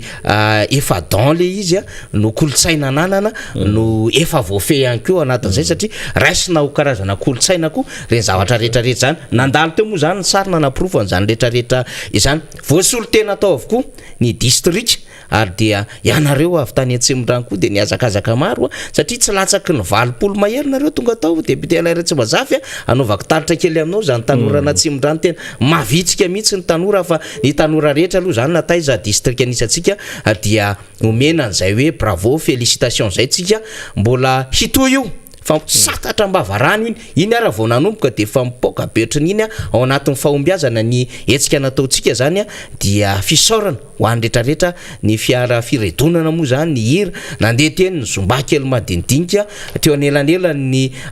fanofanana de nisy ny animation de zomba kely de reo tanora mihitsy miara mifanetana an'izay zany hoe rehefa mianga le tanora satria le tanora de ho manana tanora tompona ndraiky de manomboka sa misy eo mamaky sehatra hoe mba miatrika koa zay ny vahoaka zany de mba manomboka miteny manomboka mba manetsiketsika sy ny sisa maneho hevitra zava-dehibe zany fa be da be moa zany ny fanofanana andreo tanora tiako Madagasikara io ary ny zavatra tena ngeza be Andriamatoa Solombavam-baoaka de hoe maro be reo tanora zay vaovao tonga ny soratra anarana hiditra ao anatin'izany tanora tiako Madagasikara efa structuré zany fa manomboka mitondra asika amin'izao fotoana zao député akafarina tokoa moa zany no nahitana an'ireny etsika natao teny Belair reny ary ianao moa isaorana lehibe satria de anisan'ny solotena teto amin'ny miara-manonjy ianao niatrika an'izany fiofanana ho an'ny tanora tompona ndraiky zany zay nikarakarainy ny antoko tiako Madagasikara iza tokoa moa no andimby rahatry zay raha tsy teny zao tsika de fa manofana sy mampiomana andreo tanora andray andraikitra eto amin'ny tany sy ny firenena efa fantatsika ny zavatra misy iaina ny firenentsika amin'izao fotoana zao ka ny antoko tiako Madagasikara dia olony fandraisana andraikitra ary tsy hamela ny firenena ho latsaka akady ka noho izany indrindra de isaorana ny rehetra ny tompona andraikitra isatsokajiny indrindrindra ny Flomar Karavalomana zay atao hoe angadina nanana sy vinahitana an'izany hevitra hoe aleo fanina ny tanora ho tompona andraikitra ho an'ity firenena ity ataoko fa ny antokontsika no antoko voalohany mamelanjany zay fampifanana sy mamelanjany zay tanora handray andraikitra raha-pitso zay ka zava-dehibe reny ary efa nambara tao koa namana faniry fa dia hitsangana ny team akademia zay tena anofana ara akademika mihitsy zany ny tanora sy ireo tompona andraikitra isatsokajiny iofana ara politika sy eo ihany koa ny fahaiza-mitarika mba hosangany ireo tompona andraikitra na ny mpitarika indrindra ny tiako Madagasikara any amin'ny sehatra rehetra izay misy azy any. Ankoatr'izay namana faniry dia tiako ihany ny mitondra fanazavana foy mahakasika ny CLD moa ny filazantsika azy CLD teo aloha ny comité local de développement ary amin'izao fotoan'izao izy dia antsoina hoe SIAD na ny crédit d'investissement destiné pour l'appui au développement. Ny SIAD dia tsara ihany ny mampafantatra antsika vahoaka malagasy fa io zany dia karazana teti-bola anankiray natokany fanjakana ary voafaritra ao anatin'ny teti-bolam-panjakana zany any amin'ny loi de finance ho tatana ny solombavambahoaka. Marina fa mpanao lalàna ny solombavambahoaka araky ny voalazany lalam-pandroenana saingy noho izy miara-miaina sy mifandray akaiky amin'ny vahoaka ny fotony dia nahatsapa ny fitondram-panjakana fa manana maso mijery ihany koa zany solombavambahoaka zany mijery ireo atao hoe zavatra maharary ny vahoaka ka afahany zany mijery an'ireo lafim-pampandrosoana zay mety tsy voasahan'ny teti-bola ny anivon'ny commune ohatra satria ny commune dia efa manana ny atsotsika hoe subvention zay omeny ny fitondram-panjakana ary misy ihany koa zany ity teti-bola zay tatana ny solombavambahoaka ity ahafahan'ny solombavambahoaka tsirairay mijery an'izay mety asa fampandrosoana mety ho adino ve na ihany koa hitan'ny solombavambahoaka fa misy ny commune zay somary sahirana amin'izay firosoana makany amin'ny fampandrosoana ny tanàna zay dia manana ny fomba fijerina ny solombavambahoaka ary ny teti-bola zay avy amin'io SIAD io no afahana mijery an'ireny asa fampandrosoana zay azo atao eny fotony ireny. Mariana manokana fa ny mpikambana ohatra ny be ny tanàna zany dia tafiditra ao anatin'ny antsoina hoe fakakevitra ny be ny tanàna sy ireo service technique zay ny fotony dia tsy maintsy eloavan'ny fionana na ny fivoriana irahana amin'ireo tompona andraikitra reo zany ny fandinihana nyty SIAD ty amin'ny hoe inona ireo karazam-pandanina ho tanterahana na hoe inona ny priorité amin'ny filan'ny vahoaka ny fotony ka tsy voasahan'ireo sampandraram-panatanteraka ny mandray an-tanana azy dia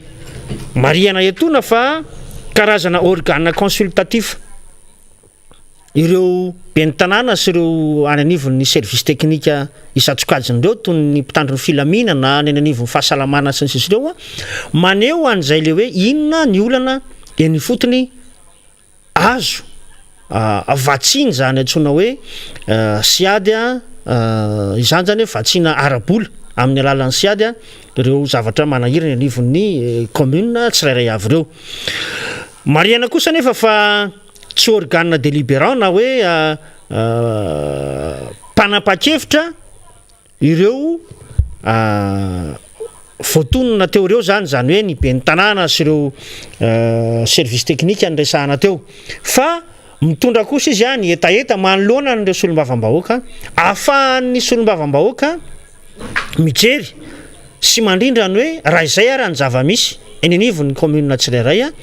izy amin'ireo no resahana teo ireo no lara-pahamehana ka ahafahana mamaha ny olana ifotony eny amin'izany commune zany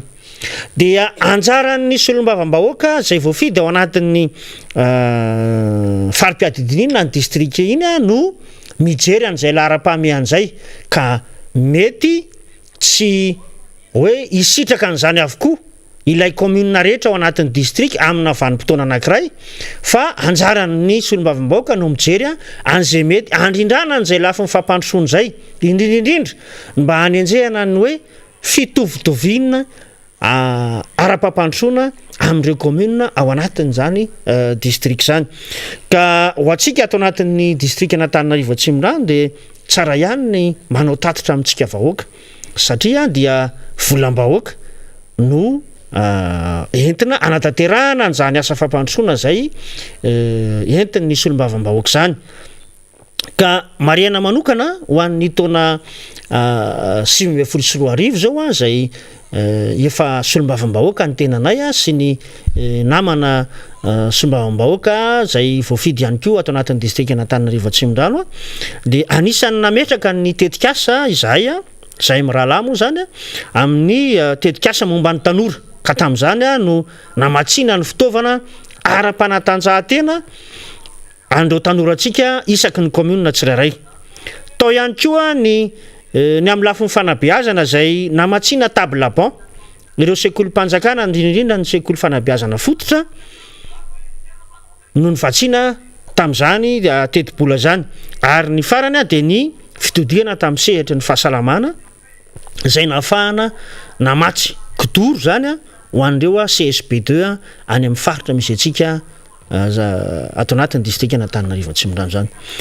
ny taona 2024 kosa zay mariana fa no tanterahana ny asa tato anatin'ity taona 2024 ty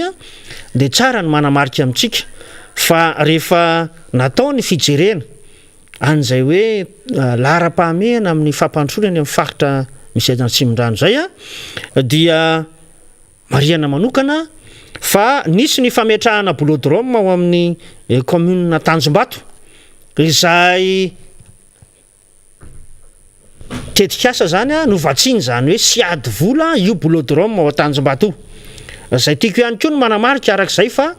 dia tamin'ny alalan'ny famatsim-bola sy ady no nanatanterahana an'ireny fotodrafitrasy ireny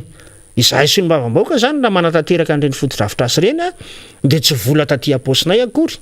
fa volam-panjakana ary volantsika vahoaka malagasy ankoatr'io dia rehefa nijerena ny fahasahiranana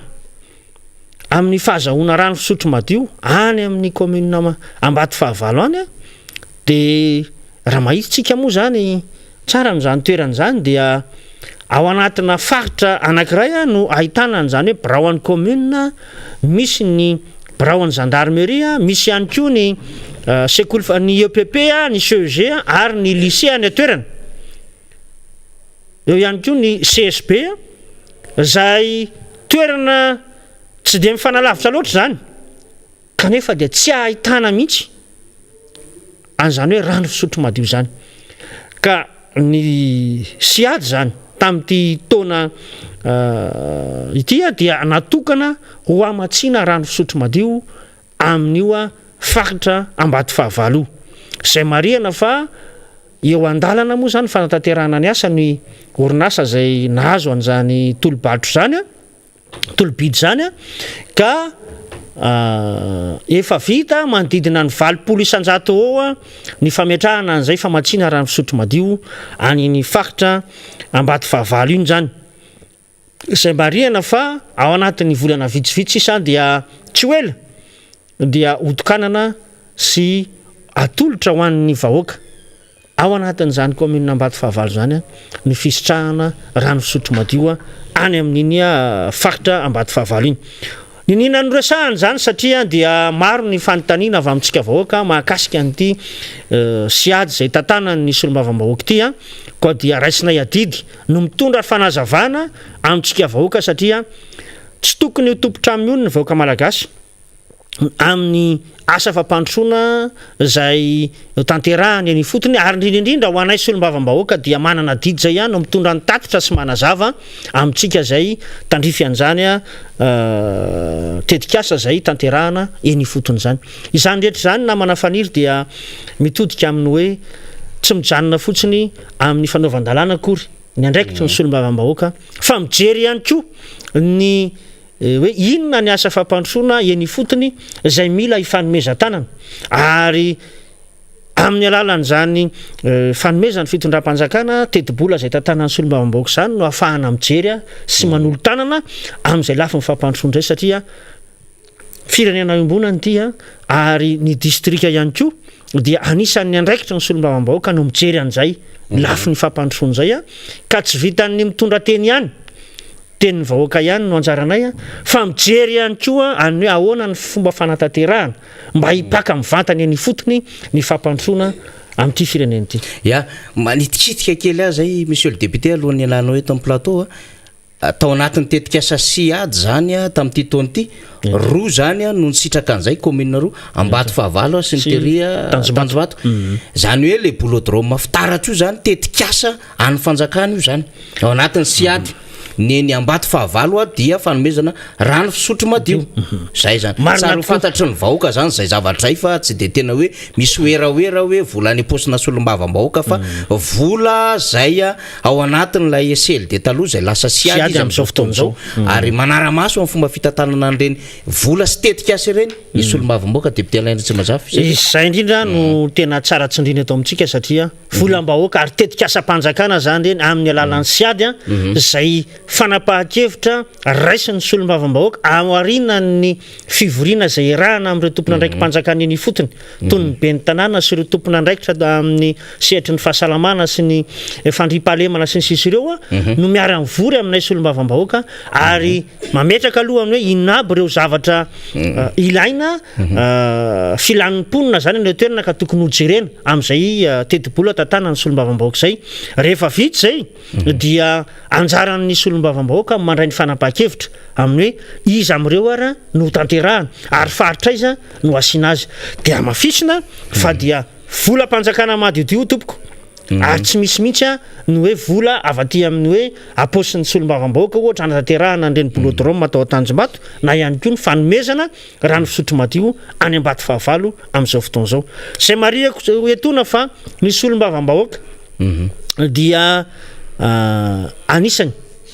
mandray an'izay fanapahan-kevitra zay ary anisany ihany koa manao ny soni amin'ny atota taratasy rehetra zay ahafahana mamoaka an'izany famatsim-bolo zany fa misy ilay atsotsika hoe ordonnateur zay ny lehibe any district no anisany mandrindra zany amin'izay fandehanana amin'ny sehatra fitantanana arabola andreny tetikasa lazaina mazava tsara mihitsy zany zay mba tsy hinanam-bolony sy isy japy an'ireny lafin-javatra reny amadika azy anaovana récupération politique any amin'izay mety ho tandrify azy député Alain Tsimazafy marina sady tsika ny fivahinianana ho teto indray zany sy fandraisana anjara fa hiditra ny fandraisana ny solombavam-bahoaka mamorabendrina isika ho an'ny teny famarana anatra. Ya dia mbola mamerina ihany ny fisaorana antsika namana eto amin'ny fandarana amin'ny fanehoan-kevitra ary eto moa dia manentana trano koa ny vahoaka malagasy anaraka tsy tapaka ny fandarana miara-manonja satria dia maro ny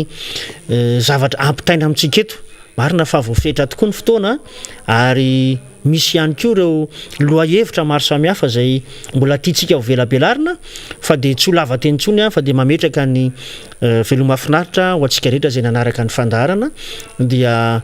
ho avy indray tsika amin'ny fotoana mamety azy mbola hiverina ato anatin'ity fandarana miara-manonja ity. Makasitraka tsika ny solombavam-bahoaka Alain Tsimazafy tamin'izay fanazavana maro be zay fanazavana ara-tsosialy ny amin'ny fidiran'ny mpianatra ny zava-misy tany Alatsinainy Nambazaha tany amin'ny commune Ambato Fahavalo ny vokatry ny tatsaha zay mitotongana amin'izao fotoana izao mahonena sy mampalahelo ny ndresany ny tanora tiako Madagasikara ny hetsika lehibe tamin'ny sabotsy teo indrindra ihany koa ny siady na CLD taloha zany zay ao anatin' zany distrika na Tsimorano izany satria dia tetikasa zany zay fiombonana ny solombavam-bahoaka sy ireo ben'ny tanàna zany ary vola mpanjakana madiodio na tanterahana zany fa tsy vola na solombavam-bahoaka akoriny ao anatin'izay hoe fanazavana ny eton'ny solombavam-bahoaka antsika zay fa manomboka eto tsika dia resaka tena hoe politika amin'ny akapobeany amin'izay satria dia manakaremba avao iny faran'ny herinandro iny betsaka ny adefitra nandeha tamin'ny faran'ny herinandro teo anisan'zany ny etsika nataon'ny RMDM diaspora zany tany ivelany tany zay efa nanaovan'izy ireo fanetanana nandritry ny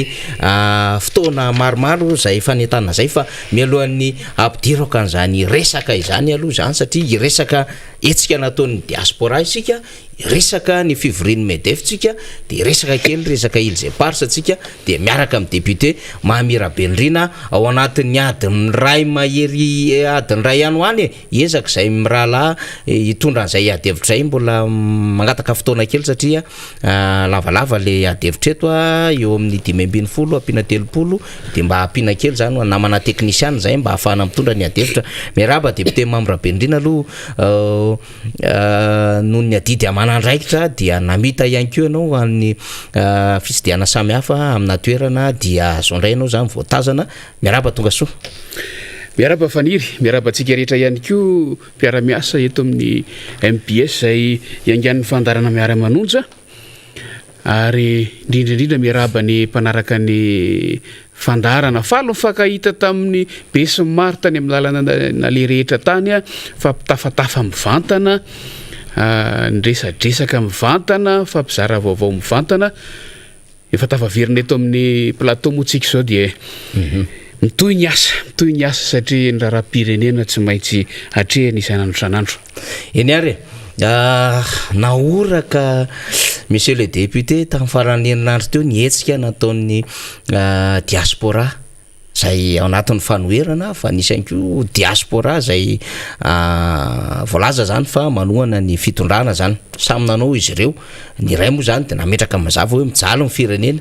ny amin'ny andany kosa hoe de manohana tsy misy fepetra le flo zany hoe tsy hoe le manohana moa zany de hoe le inona le tsisy fepetra fa le olona ny resahana fa ny ato amin'le RMDM diaspora ndray zany sy le fanoherana de hoe noho izao anton-javatra maro be zao dia manohitra an'izao fitondram-panjakana zao zay ary mitaky izay fametram-pialana Andriamatoa filoham-pirenena Andry Rajoelina izay de nanomboka raha ohatra mety amin'ny namana technicien de alefaso midefile kely tsikelikely eo any le sary zany lay photo tamin'ny sabotsy teo zany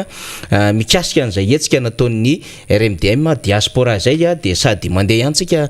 député Mahamira Bendrina ao anatin'ny fanazavana de sady mijery zany tsika eo am'izay mijery fahita lavitra ny mijery amin'ny YouTube sy ny FB zany de mahita an'ireo karazan-tsary samy hafa Andriamatoa Marco Randrianisa zao hitantsika mijoro io miaraka amin'ny sainam-pirenena de reny ny fanazavana samy hafa ny pancarte retin'ireo diaspora zany milaza ny zava-misy ny gaspillage ny vola mpanjakana ny tsy fahaiza-mitatana ny karazana génocide ny colisée dia voaresaka izy ireo ihany koa zany sary zay alefantsika am'izao fotoana zao io dia manoloana ny avenue du Ranuelag tao amin'ny Paris 16e zany ty fietsiketsehana ny tanterahana ity tonga maro reo diaspora ary nisy fandraisam-pitenena natao ny ministra teo aloha Andriamatoa Ramparany Antelma tonga tao ny filohan'ny RMDM diaspora Ramatoa Fanirso Herinaivo zay nanaovana saika nanaovana antso-jay mihitsy ny saika hoe atao sakodo entina mody aty Madagasikara mbola atao izy nitarika ny délégation maro be ny avany faritra samy hafa Toulouse indrindrandrindra ny etsika Montpellier ihany koa de tonga tao izy ireo ny avany amin'ny faritra samy hafa zany Marseille sy ny sisa dia tonga nanatevina zany ary afaka ny kabary maro be ny fandraisam-pitenenana niditra tamin'ny antso Antarby ihany koa ny diaspora ny mpanohatra avy any La Réunion nanazava ny zava-misy zany nampiseho araka zao sary hitantsika zao fa dia tsy manaiky lembenana milaza ny zava-misy ary miompopo amin'ny zava-misy tia Madagasikara izy ireo miaraka mivoaka malagasy izay fa tsy avelanay irery isika voaka malagasy ianareo voaka malagasy na dia tia tany lavitra zay de ao no mitondra pancarte misy sainam-pirenena misy soratra message daholo reny rehetrarehetra reny ary nisy ampamoaka samy hafa koa moa zany teo député Mahamira Bendrina fa amin'ny fotoana mamety azy dia resantsika daholo zany rehetrarehetra izany dia nisy zavatra nitranga ihany koa satria dia nisy ireo nanao akanjo mena somary nandalo tsy lavitra ny ambasady fa saika isy dariko ihany koa izy ireo nisy fidirina tamin'ny antso Antarby zany tantarany zava-misy fa solofa tsy tratro an'izay zavatra zay tataky n'ilay revy taty tanàna ihany zany mbola ho resantsika amin'ny fotoana mapety azy satria fo le fotoana antsika zany fa zay ny fanehoana reo sary zany hoe reny ny zava-misy saika atao daholo reo presaka amin'ny Facebook zay hitantsika moa zany ny resaka ny zava-misy ary nanana fotoana zay nanipazana an'ireo afatra samy hafa reo RMDM diaspora reo tena nytantara hoe aiza ny fanampiana azo ny Madagasikara teo amin'ny sehatra resam-pirenena hiatrehana ny Covid-19 sy ny kere any atsimo. Manahoana ny fomba fitantanana an'ireo volam-panjakana satria dia manjaka ny kolikoly dia ny zava-misy nefa dia tao anatiny zany tao anatin'ny enceinte-ny ambassade ny Madagasikara any Paris any dia nisy ny fionan'ny filoha zany tamin'ireo diaspora zay efa nomanina handray azy ihany koa zany tao anatiny zany fotoana izany tamin'ny sabotsy teo. Iny moa tena natahora ny fitondram-panjakana mafy mihitsy le fifanatrehan'iny zany ary tsy nanomezana fahafahana miditra zany satria dia nitenenina hoe tapitra ny fisoratana anarana ho an'ireo naniry te hanoina zany zay hoe hiona ny vatana amin'Andriamatoa filoha zay dia efa nisy lista zany dreseny ny RMDM diaspora hoe reto avy ny lista rehetrarehetra zay hiatrika zany fionany zany kanefa dia nolaviny teo anivon'ny ambasady hoe efa tapitra ny fisoratana anarana na izany na tsy zany. Dia nisy afaka naneo hevitra ihany tao anatiny tao député Mamy Rabenrina nandritry ny fionana tamin'ny filoha dia hoenotsika ty sombona feo ty zay anisan'ny tanora ny fanatrika tamin'ny Andriamatoa filoha Andrinirina Rajoelina zany tsy napoizin'izy ireo ity tanora ity tsy ny fanehonkeviny ary tataka zay iny zava-misy ary ohatra ka nalalaka ny fidirana tao ary hoan'ny rehetra dia afaka ny fanitsy tamin'ny Andriamatoa Rajoelina sy ireo délégation niaraka tamin'ny mihitsiny na neo anivon'ny fanoenana reo pomba azy ny teny hoe zao ny zava-misy a Madagasikara inona fanapahan-kevitra raisinao fa horenesitsika aloha ity feo nisy nahazo nandritry ny fionana Andriamatoa filoha tao amin'ny tokotanin'ny ambasady ity dia nisy tanora sanandray fitenenana ary hoenotsika ny zavatra nambariny nandritry izay fionana tamin'ny diaspora sy ny filoham-pirenena izay.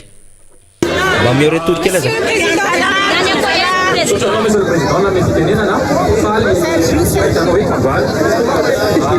zavatra tiako antanina efa nivadinao ihany teo dia okare Monsieur le Président mba tsy hisy olona ambony lalàna fa hitovy daholo ny malagasy teto mikasika ny sesitany dia ny teny anao tona nakavaly mba hoe afaka mifidy ny diaspora afaka mame ataonao tony propagandinao veloranty ianao aminay eto zao hoe mame toky ianao fa tsy maintsy hifidy zay amin'ny 2023 olona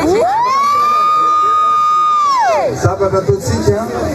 mila misokatra marana daholo nareo maka carte consulaire ratsy efa metratsika zany io processus no atao efa metraka olona spécial mihitsy hikarakara amin'ny fividianana fisoratana malagasy eto amin'ny consulat milaminy zay rehetrarehetra zay dia apetratsika ny afahanareo mifidy surtout donc farany amaranako anazy Monsieur le Président misy efa nisy miteny any toy nisy raha matongo resaka hoe misy manipulation zao dia tsy teny avy amin'ireo foana hoe fomba tsika mikolikoly za manokana ny rahalahy fatilo ramasimana na ny anarako rahalahy namoaka kolikoly teo niveau ministère en santé ary entina miprofomba zany naseho anay hitan'ny tambazotra tseraseratrarehetra miprofomba zay kolikoly navoaka zay ary efa manaviaty ny Bianco ny fahadokodona mbola sy kolikoly eny anivon'ny fitondram-panjakana reny tsy ho izy reny re tompoko no enjehany fa ireo olona izay tompony antoka tamin'ny vola fadanina sy fanaovana kolikoly ny volam-panjakana satria volam-bahoaka reny vola lohan'ny malagasy amin'ny rehetrarehetrarehetra ka tokony ho mangala dia zay alohatsika zany mba hitomanako indray aloha aveo mitondrety zay indray aloha rehefa aveo tsika mbola miresaka eto daholo zay ilay feo zany zava-dehibe ny nahenonany reny ary tena deraina mihitsy ny fahasahin'ny tovolahy tanora iny izy moa zany dia tena ny suprésenté mihitsy izy hoe zao ny anarako mitovitovy amin'ny anarako ihany le izy fa efa ny Ramasimana angamba ny teneny teo fa niezaka niaino any fa zay ny anarany rahalahy n'ilay tovolahy nanao lanceur d'alerte zany milaza ny kolikoly teo anivon'ny ministère ny fahasalamana dia niteny izy hoe aoka re tsy izay milaza ny zavatra ohatran'izany gadrainy fa reo zay manao kolikoly sy manodina ny volam-panjakana tena adevitra lehibe ny zany ary zany anisan'ny niteneny ny RMDM diaspora ny amin'ny hoe misy kolokolo misy fanodikodonana volam-panjakana ataony mpitondra zao fotoana zao ary misy olona nanao an'izany fanodikodonana volam-panjakana zany ary mandeha ny anivon'ny Bianco sy Mpakely raraka nefa de misy lasa any ivelany any amin'izao fotoana andro izao zany taraina an'izy ireo ary rehefa mandeha zany lafin-javatra zany dia saika zay miteny rehetrarehetra dia tratran'izay antsodzay zay ary na ampanatsony eny anivon'ny sabatra mpanao fanadadiana fitandrona filaminana na misy raharam-pitsarana samy hafa ny ambadimadika any mikitikitika an'ireny olona reny de mivakily le tovolahy pahabe maso te maso ny filoha le izy fa zao ny filoha tsy namaly fa ozy izy hoe aleo aloha tsy kikorano zany hoe ny eskiva izy ny elany lay adevitra tao anatin'iny raha tafiditra tao anatiny zany mpandray anjara ny fionan'ny diaspora zany ireo diaspora malagasy mbola afaka nametraka fanontaniana mahakasika zao raharaha izao fa zay moa le izy hoe tetikady ihany koa le fitondram-panjakana tonga tany toerana dia nataon'izy ireo zay tsy afahana niditra efa tsikaritra nanomboka tany amin'ny hetsika Montpellier de efa nampiseho tamin'ny herinandro iny reo diaspora malagasy eo anatin'ny fanoherana hoe zao ny zava-misy ety Madagasikara efa niandry ny délégation tany amin'ny aéroport ny Charles de Gaulle ihany koa izy ireo hoe hivoaka ny délégation ary hiteny hitondra pancarte kanefa dia tsy tafahoana tamin'izay délégation zay de nisy zany lay saika natao tery anivon'ny manoloana ny MEDEF dia Ramatoa Fanirisoherinaivo indray no nitsambory ny fitandrona filaminana tao anatin'ilay hoe nalefa ny feo fa misy bomba na misy zavatra fa noentiny zany mpitarika ny diaspora RMDM zany ary niaraka tamin'ny moa Andriamatoa Christian zany zay mafana fo anatin'izany fanoherana zay dia iny zany afaka mbola nanio heviny somatsara tetỳ amin'ny avenue de Ranelagh zany reo diaspora malagasy ao anatin'izay fanoherana izay ary tao anatin'ny fahombiazana tanteraka satria niakatra tao Paris avokoa ny avy any province samihafa zany sy ireo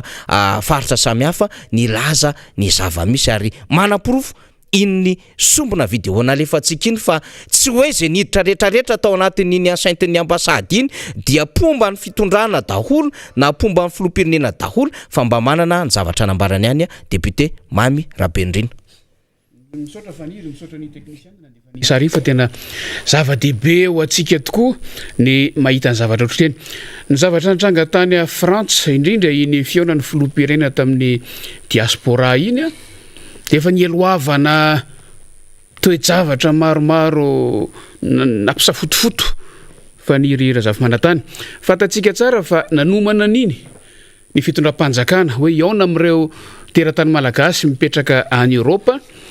ny filoham-pirenena amin'ny lafiny anankiray zany etsika anankiray na dingana anankiray na fisehoana anankiray no eritreretin'ny fitondram-panjakana fa anehoana ny heriny ataoko fa anaty farangososona na ahafahana mapita afatra ngezabe anankiray iny zavatra iny kanefa tao ambadika tao de mbola miseho ilay zava-misy efa iainana ty Madagasikara de le tahotra ny fanoherana tahotra ny iona amin'ny olona amin'ny akapobeny fa indrindra ny mpanohitra tantara lavabe satria raha anao fihetsiketsehana ny omana anao fihetsiketsehana koa ireo teratany malagasy mipetraka any fa avy amin'ny ankolafin'ny fanoherana de efa ny omana hoe io koa ny fotoana anankiray anehoana ho hita-poko hita-pirenena ho hitan'izao tontolo zao ny zavatra misy aty Madagasikara ny takina nandritra zay taona vitsivitsy teto Madagasikara zay ary teo no nahitantsika ny fahamarinana sy mantombona ny zavatra nyresantsika teto Faniry Razafy-Manantany satria raha ohatra ka nanao arak'izay farany azony natao ny fitondram-panjakana isan-kanana zay etsika ny mpanohitra tany la France zay dia azo ny tanterahana ihany zay le nyteneko hoe ny safotofoto nisy ny feonandeha hoe tsy azo autorisation sy ny sisa everiny zareo fa aty Madagasikara angamba le izy 24 heures de voka tany préfecture everiny zareo ohatra fomba fiasa aty amin'ny administration malagasy angamba ny fomba fiasa amin'io zavatra io fa hoy ateo hoe voaprofo indray mandeha tamin'iny ny zavatra nylazaintsika teto hoe eto Madagasikara ihany ingeny voagedy zany fahalalahana amin'ny fanehoan-kevitra zany eto Madagasikara ihany tabatabaina fotsiny zany demokrasia zany fa tsy iainana mihitsy fa any amin'ny tany hafa aza firenena ty amin'ny ray alina kilometatra ambany atsimo aty mahazo alalana anao an'izany fa ny oki-hevitra mikasika ny lafiny politika amin'ny firenena misy azy zany voapirofo indray mandeha fa amin'ny lafiny anankiray voafetra ny fahefan'ny fitondram-panjakana ito Madagasikara na dia everiny ary fa manana maso ivo matanjaka any amin'izany tany zany izy fa amin'ny faharoa mitombona ary voapirofo daholo ny zavatra nylazay anisan'ny voalaza tao anatin'ny fanehoan-kevitra moa ny rahantsika nahita teo fa ny fialan'ny filoham-pirenena no anisan'ny tena angatahana tao anatin'le izy raha ny tena marina igny dia mbola vokatry ny fitohizan'ilay zava-misy hatramin'izay ary ho antsika taty Madagasikara dia firaisam-peo tamin'ilay vokatry ny fehi-kevitra tamin'ilay fikaonando nasionaly nitanterahana ray volana lasa zay fa ny etsika ny fanoherana ny fanairana n'izao tontolo zao ny fanairana amin'ny mpitondra ny fanairana ny olom-pirenena rehetra filazana ny zava-misy marina izay inina takonana amin'ny fomba rehetra dia fa nandeha foana tao anatin'izay roa taona faran'izay ary ny fahitantsika fa efa mangataka ny fialan'ny filoham-pirenena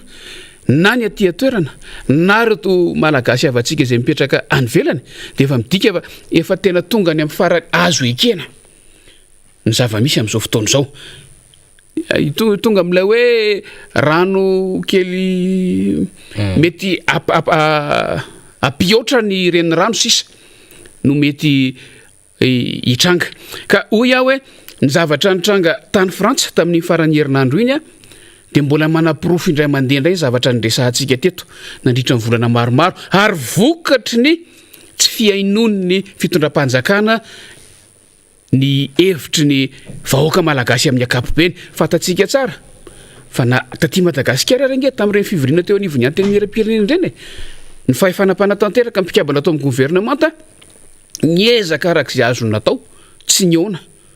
tamin'ny solombavambahoaka tsy niona mivantana zany fa natao fialana moa ny valana retina dia hoe atao ampitaindavitra sy ny sisa fa ireny zavatra nitranga reny no atahoran'ny mpitondra fanjakana amin'izao fotoana izao ary hitantsika teo tamin'ny valitenin'ny filoham-pirenena teo fa nialany fotsiny le resaka nialany fotsiny le resaka nitetavany hevitra tsy hamaliana an'le izy dia fantatsika amin'izany iny takininona no toetra sy fomba fiasany reto mpitondra fanjakana ireto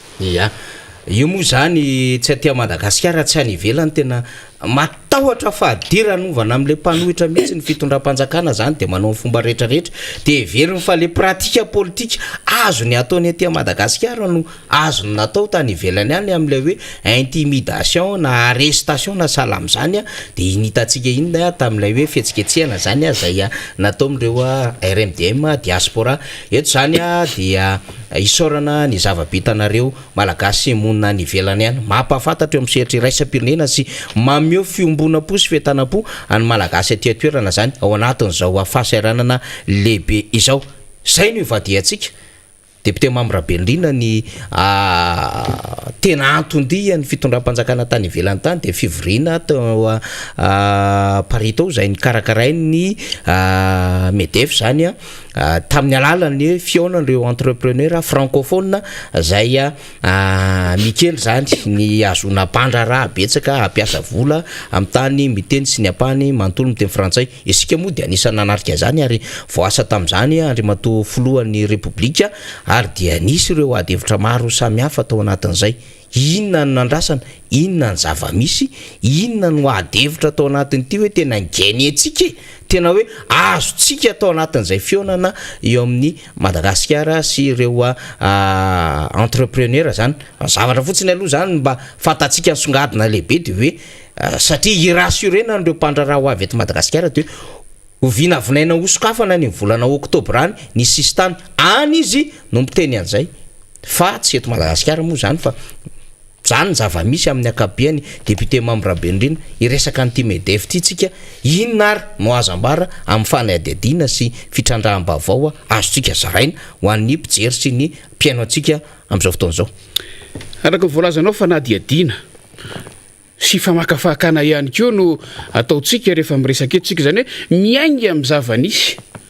efa nitranga afahantsika mamakafaka hoe inona ny mety ho any ambadika any a mahita karazana hypotèse maromaro tsika ao anatin'le izy a afahantsika mijery hoe inona zany no azo andrasana sy mety hoe ho azo antenaina na tsy tao anatin'ireny dian'ny délégationna malagasy nakany frantsay ireny. Marina fa ny akamaroantsika mpanaraka ny fandaharana dia efa mety efa mahalala ny atao hoe MEDEF sy ny firafitry ny fandraharahana ny amin'ny firenena frantsay. Kanefa everiko fanirazavy manatany fa mbola tsara ihany raha ohatra ka miainga avy amin'ny fampahafantarana an'io atao hoe MEDEF io. MEDEF zay raha ohatra ka ny fomba ny fanambarana ofisialy no jerena dia io ny tomponantoka tamin'ny fivahinianany délégationna malagasy tany frantsay io. MEDEF amin'ny ankapobeny fantatsika mouvement des entreprises de France zay no azo ilazana azy na raha ohatra nga mampitahitsika amin'ny zava-misy aty Madagasikara dia mety hitovitovy mety hitovitovy amin'ny GEM na ny FIVPAMA izay mampivondrona an'ireo mpandraharaha malagasy aty Madagasikara. Ny antom-pisiny zany dia hiaro ny tombontsoa an'ireo mpandraharaha any Frantsa ny resaka eto mpandraharaha ara-toekarena indrindra hiaro ny tombontsoa an'ireo ary hitondra ny tenin'ireo voalohany indrindra eo anivon'ny fanjakana frantsay dia akoatr'izay raha ilaina dia hiaro ny tombontsoan'ireo ivelan'ny firenena frantsay. Izay ny antom-pisiny MEDEF ary ny MEDEF dia zavatra nisy efa antaonany maro. Ny anarany fotsiny niovaova teo tato anatin'ny 20 taona maherikely farany angambo izay no nitondra ny anarana hoe MEDEF izy. Ary ara-tantara dia manana ny lanjany goavana dia goavana eo amin'izay fiarovana ny tombontsoa ara-toekarena any Frantsa sy fiarovana ny tombontsoa mpandraharaha frantsay zany io vondrony ny mpandraharaha frantsay izay mitambatra ao anatin'ny MEDEF amin'izao fotoana izao io. Araka ny voalaza amanetsiny ireo mpandraharaha mpikambana ao anatin'io vovonana io ary manana ny heriny sy ny tanjany eo amin'ny resaka fanehoky hevitra sy ny ady hevitra isan-karazany izany vondrona izany. Ara-tantara zany teto Madagasikara dia tsy voazao akory ny MEDEF vao mifandray amin'ny Madagasikara. Mifandray io fa raha ny mpandraharaha frantsay dia efa fantatsika tsara fa tany amin'ny fotoanany fanjanahantany no efa nanomboka atao hoe ny ny lafiny ara-toekarena sy ny fandraharahana teto Madagasikara. Ary ireo rehetrarehetra ireo na dia efa nahazo ny fahaleovantena aza Madagasikara tamin'ny taona 1790 dia mbola nitohy tamin'ny asa fandraharana sy ny fiarahana tamin'ny Madagasikara teo amin'ny lafiny ara-toekarena sy izay fampandrosoana ny sehatra tsy miankina izay. Fantatsika moa ny tantara nitranga ny raharaha 2,790 nitohy tamin'ny 5,790 nitohy tamin'ny politika ny mpitondra fanjakana tamin'izany zay nirosona ka amin'ny nationalisation zay nahatonga an'ireo orinasa vahiny frantsay ny maro taminy ho tsy maintsy niala tamin'ny fandraharana teto Madagasikara ary tsy fidiny ho azy satria ny politika mpanjakana zay narosony mpitondra tamin'izany nanomboka tamin'izany fiandohan'ny repoblika faharoa zany no nahatonga azy ireo tsy maintsy sitaka tsy fidiny ho tamin'ny fandraharana teto Madagasikara. Taty aoriana zany rehefa nandrosony fotoana niova ny politika na tamin'ny andaniny na tamin'ny ankilany dia niezaka nitady lalana iverina taty Madagasikara sy tamin'ireo firenena indrindra ireo firenena zanatany frantsay teo aloha ireo mpandraharaha frantsay izay miparitaka eran'izao tontolo izao reo ka hoy teo hoe tsy voavoalohany akory ny MEDEF no mifandray amin'ny Madagasikara fa raha ny tantarany iainantsika dia tsy andeha lavitra akory tsika fa tany amin'ny taona 3 sy 5 dia efa nisy angeza ny fifandraisana tamin'ny MEDEF zany ary tamin'ity fitondrana am'izao fotoana zao ty ny taona 2014 efa nisy délégation Medef nge tonga teto Madagasikara niona tamin'ny mpitondra fanjakana teto Madagasikara tamin'ny volana Oktobra 2014 angamby izay taorinana famangina fitsidiana nataon'ny filoham-pirenena malagasy ankehitriny tany Frantsa tamin'izany fotoana zany de tonga teto ireo tompona andraikitry ny Medef tamin'ny taona 2014 nijery hoe ahoana no fomba afahana miara-miasa amin'ny Madagasikara de zava-misy tamin'ity indray mitoraka ity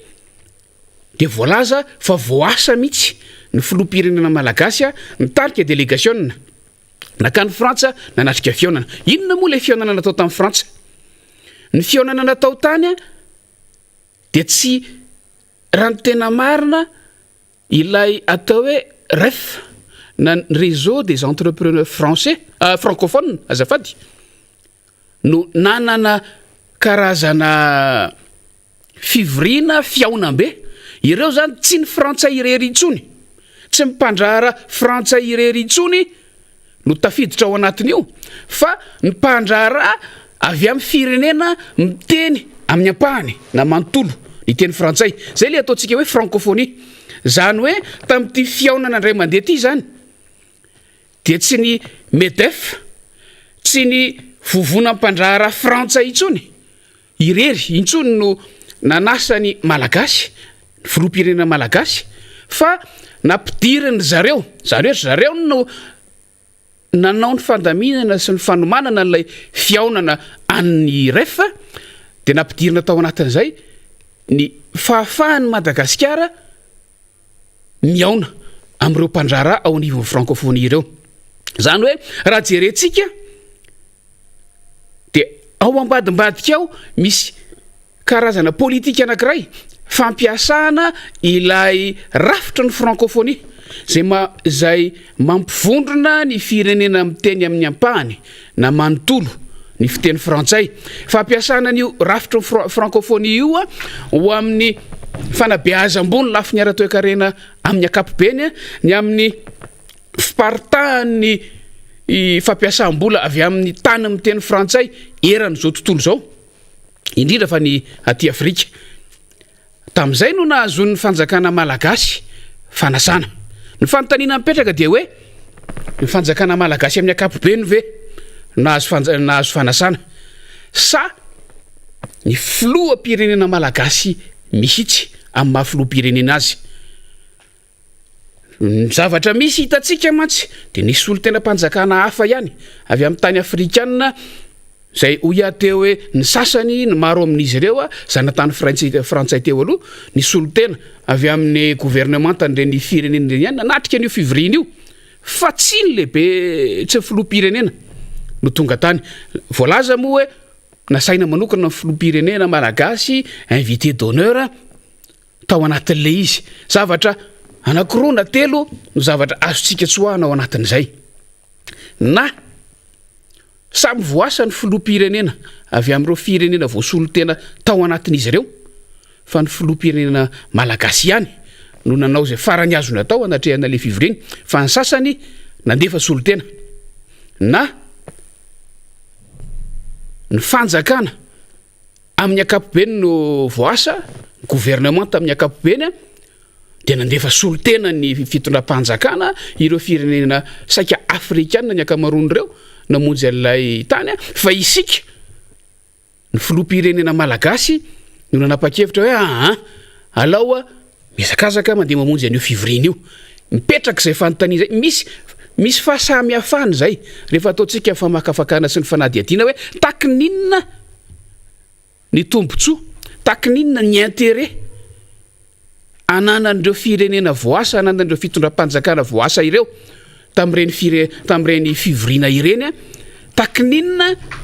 ny ataoko hoe fomba fijeryn'ireny firenena voasa ireny an'ireny fanasany reny ny fanomezan-danja an'ireny fanasany reny avy amin'ireny firenena reny ka nahitantsika hoe izavy no solo tena tao anatin'le izy fehezina zany hoe tsy fiaonana teo amin'ny Medef sy ny fitondram-panjakana malagasy fotsiny ihany no natao tany fa fanasana ny fitondram-panjakana anatrika le fiaonan'ny ref izay nomaniny Medef tamin'ny herinandro lasa iny. Inona koa zavatra azo tsoahana ao anatin'ilay resaka raha mijery an'ilay tantara nyresahana teo sika. Hoy ateo hoe Medef angefa tany amin'ny 3 sy 4 arivo, tany amin'ny taona 5 sy 4 arivo no efa teto Madagasikara tamin'ny fotoana nitondran'ny Flora Valomanana zany. Zany hoe vao nanomboka ny mandat voalohany nitondran'ny Flora Marc Ravalomanana tamin'izany fotoana zany dia nametraka amin'ny paikady, nametraka ny drafitra fampandrosoana hoentina manarina amin'ny firenena ny Flora Marc Ravalomanana tamin'izany fotoana zany, hoentina miatrika ny taorian'ny krizy tamin'ny taona 2 sy 4 arivo. Ny zava-nisy tamin'izany ny fitondram-panjakana malagasy mihitsy no nanapa-kevitra ary nametraka politika isokatra amin'ny rehetrarehetra. Isokatra amin'ny rehetrarehetra hoy satria ny fitondram-panjakana malagasy tamin'izany nanao zay farany azo natao napafantatra amin'ny Madagasikara eran'izao tontolo zao. Tsy mifidy tany tsy tany amin'ny Frantsay irery ihany fa na tany États-Unis, na tany Allemagne, na tany Afrika Atsimo, na tany Azia, na dia tato amin'ny faritry ny Oseana Indiana aza nanaovana fanatonana manokana ohatra tany amin'ny Nosy Maurice ny amin'ny mety ahafahana mahita fiaraha-miasa ao anatin'izany. Zany hoe ny fahasamihafana ao anatin'le izy dia zao rehefa vao petraka ny drafitra ento mampandroso ny firenena tamin'izany fotoana zany dia nalefa mihitsy zay no asa mpikambana amin'ny gouvernemanta, nalefa ireo mpikambana amin'ny gouvernemanta tompon'andraikitra ministera izay voakasika manokana amin'ireny fiaraha-miasa, amin'ireny fandraharahana, amin'ireny tamin'izany fotoana zany moa nisy mihitsy ministera misahana fampiroboroboana sy fampandrosoana ny sehatra tsy miankina ireny, nalefa mitety an'izao tontolo zao. Raharahan'ny ministera zany, raharahan'ny ministra zany ary tsy mipetraka mihitsy. Ary fantatsika ny tantara fa tao anatin'ny fotoana fohy monja dia maro ny namaly. Anisan'izany ny Amerikanina namaly avy hatrany ary vitatsika no mifanaraka vita fitondram-panjakana tamin'izany fotoana zany ny fanaraka tamin'ny Amerikanina tamin'ny alalan'ny AGOA ka nahafahana tonga dia niasa aingana dia aingana tao anatin'ny fotoana fohy ho fampandrosoana sy ho fanarenana ny lafin'ny toe-karena. Ary fantatsika vokatra zany tao anatin'ny fotoana fohy teto Madagasikara. Fa mahasamihafa azy amin'ny zava-misy amin'izao fotoana zao dia ny mpitondra amin'izao fotoana zao rehefa nilaza fa manana ny drafitra hitondrana ny fampandrosoana ny Madagasikara izay efa nilazaina fa nomanina antaona maro mielonina ndraisana fahefana dia roa taona sy tapany ateoriana izay nandraisana ny fahefana zay mbola eo ampitadiavana mpiara-miasa sy mpiara-miombona antoka ihany. Zany hoe mbola voapirofo ihany ilay zavatra nilazaintsika hoe tsy nisy fiomanana mihitsy ny fitantanana ny firenena. Efa misasaka amin'ny mandat, efa miilana makany amin'ny tapany faharoa aza raha ny tety andro ny jerena. Zay vao ataoko hoe vezivezy etsero ary ny zavatra tsara ho marihana dia fanasana ny nale fa tsy ny fitondram-panjakana ny naniraka. Zany hoe tsy ny fitondram-panjakana no nandeha nitady teto sy etero ireo mpiara-miasa sahaza ny firenena malagasy sahaza n'ilay drafitra izay natolotra hoentina hitantanana firenena fa niandra ny fanasany tsy miankina avy any velany. Zay vao niazakazaka ary natao malaza eran'izao tontolo zao zany azakazaka zany namonjy an'izany fivoriana sy fiaonana izany. Ary io moa dia tonga amin'ilay nresahako hatramin'izay foana hoe mipoitra indray eto le hoe ilay fananana eritreritra, ilay fananana tetikasa, ilay fananana ataoko hoe fahafahana fampiresaka oatra zay lasa iny ny zava-dehibe. Fa tsika malagasy dia miandro hoe aiza zany ny toy io zavatra io, aiza ny toy izay fifampiresahana natao tamin'ny fotoana nanasan'ny mpandraharaha frantsay zany. Raha tsy nisy zany ny fanasana avy any amin'ny Medef sy ny ref dia inona no nitranga raha ohatra ka mijery ny famatsim-bola ho an'ireo tetikasa izay entiny mpitondra fanjakana amin'izao fotoana izao hoe hitantanana ny firenena sy hampandrosoana ny lafiny rehetra eto Madagasikara tsika. Etya tenatenany ety raha moa dia tsy ahivontsika foana ihany fa ilay atao hoe PEM zay faniry plan émergence Madagasikara mbola tsy hita mihitsy ange hatramin'izao ary mety ho izany na ny zavatra misy zany dia zao apetrakintsika hoe na tsy naharesy lahatra an'ireo tokony ho mpiara-miasa mety hoe ho voasarika anakaty Madagasikara ilay initiative sy ilay plan émergence zay nentin'ny fitondram-panjakana amin'izao fotoana izao na ny mpitondra fanjakana amin'izao fotoana izao mihitsy asa mety efa tao an-tsainy le hoe tsy hiara-iasa amin'ireo lay mpiara-miombona antoka nahazatra satria izy zany tamin'ny fotoana niraisan'ny fahefana hoe raha mbola fiara-miasa amin'ny mpiara-miombona antoka mahazatra hatramin'izay dia tsy handroso mihitsy Madagasikara. Fantatsika nefa ny zava-misy miraikitra miitsoka ny raharam-pirenena amin'izao fotoana izao ary hoy ateo hoe etya tenatenan'ny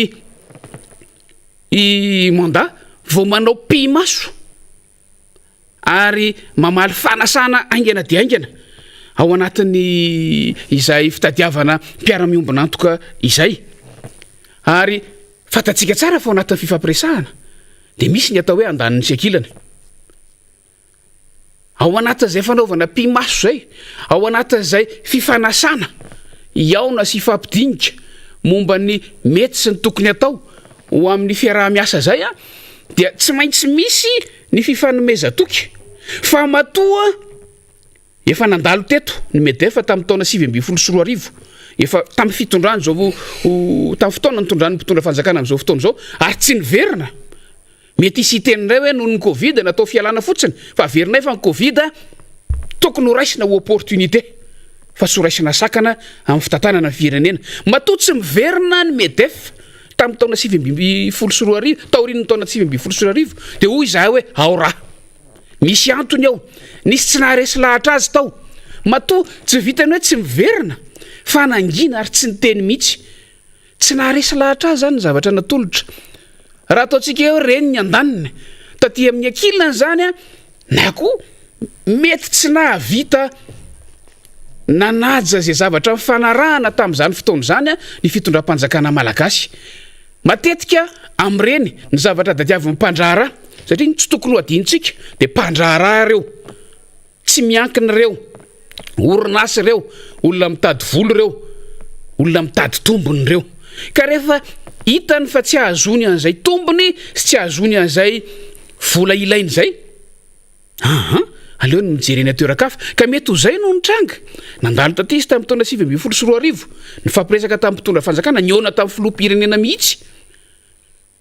fa roa taona aty aoriana tsy niverina ry zareo mety azosika eritreretina hoe zahatra fanarahana tamin'izany tsy tanteraka ny ankilany taty Madagasikara matetika ho amin'ireny ilay ataontsika hoe fahamarina toerany fandraharahana ny tadiaviny zany hoe ny sécurisation fiarovana ny fandraharahana zay ataony fantatsika tsara vao tsy ahivoko teo ny olana nitranga tamin'ny andro nationalisation zay politika mpanjakana mihitsy no nametraka zay insécurité teo amin'ny lafiny fandraharahana ho an'ny tsy miankina teto Madagasikara zay tamin'izany fotoana zany anjaran'ny fanjakana zany mametoky an'ireny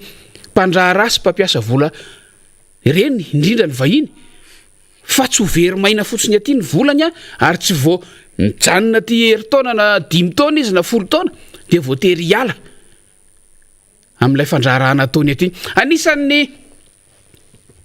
minosika fa anisan'ny fanarahana koa matetika eto Madagasikara angatahan'ny mpiara-miombona antoka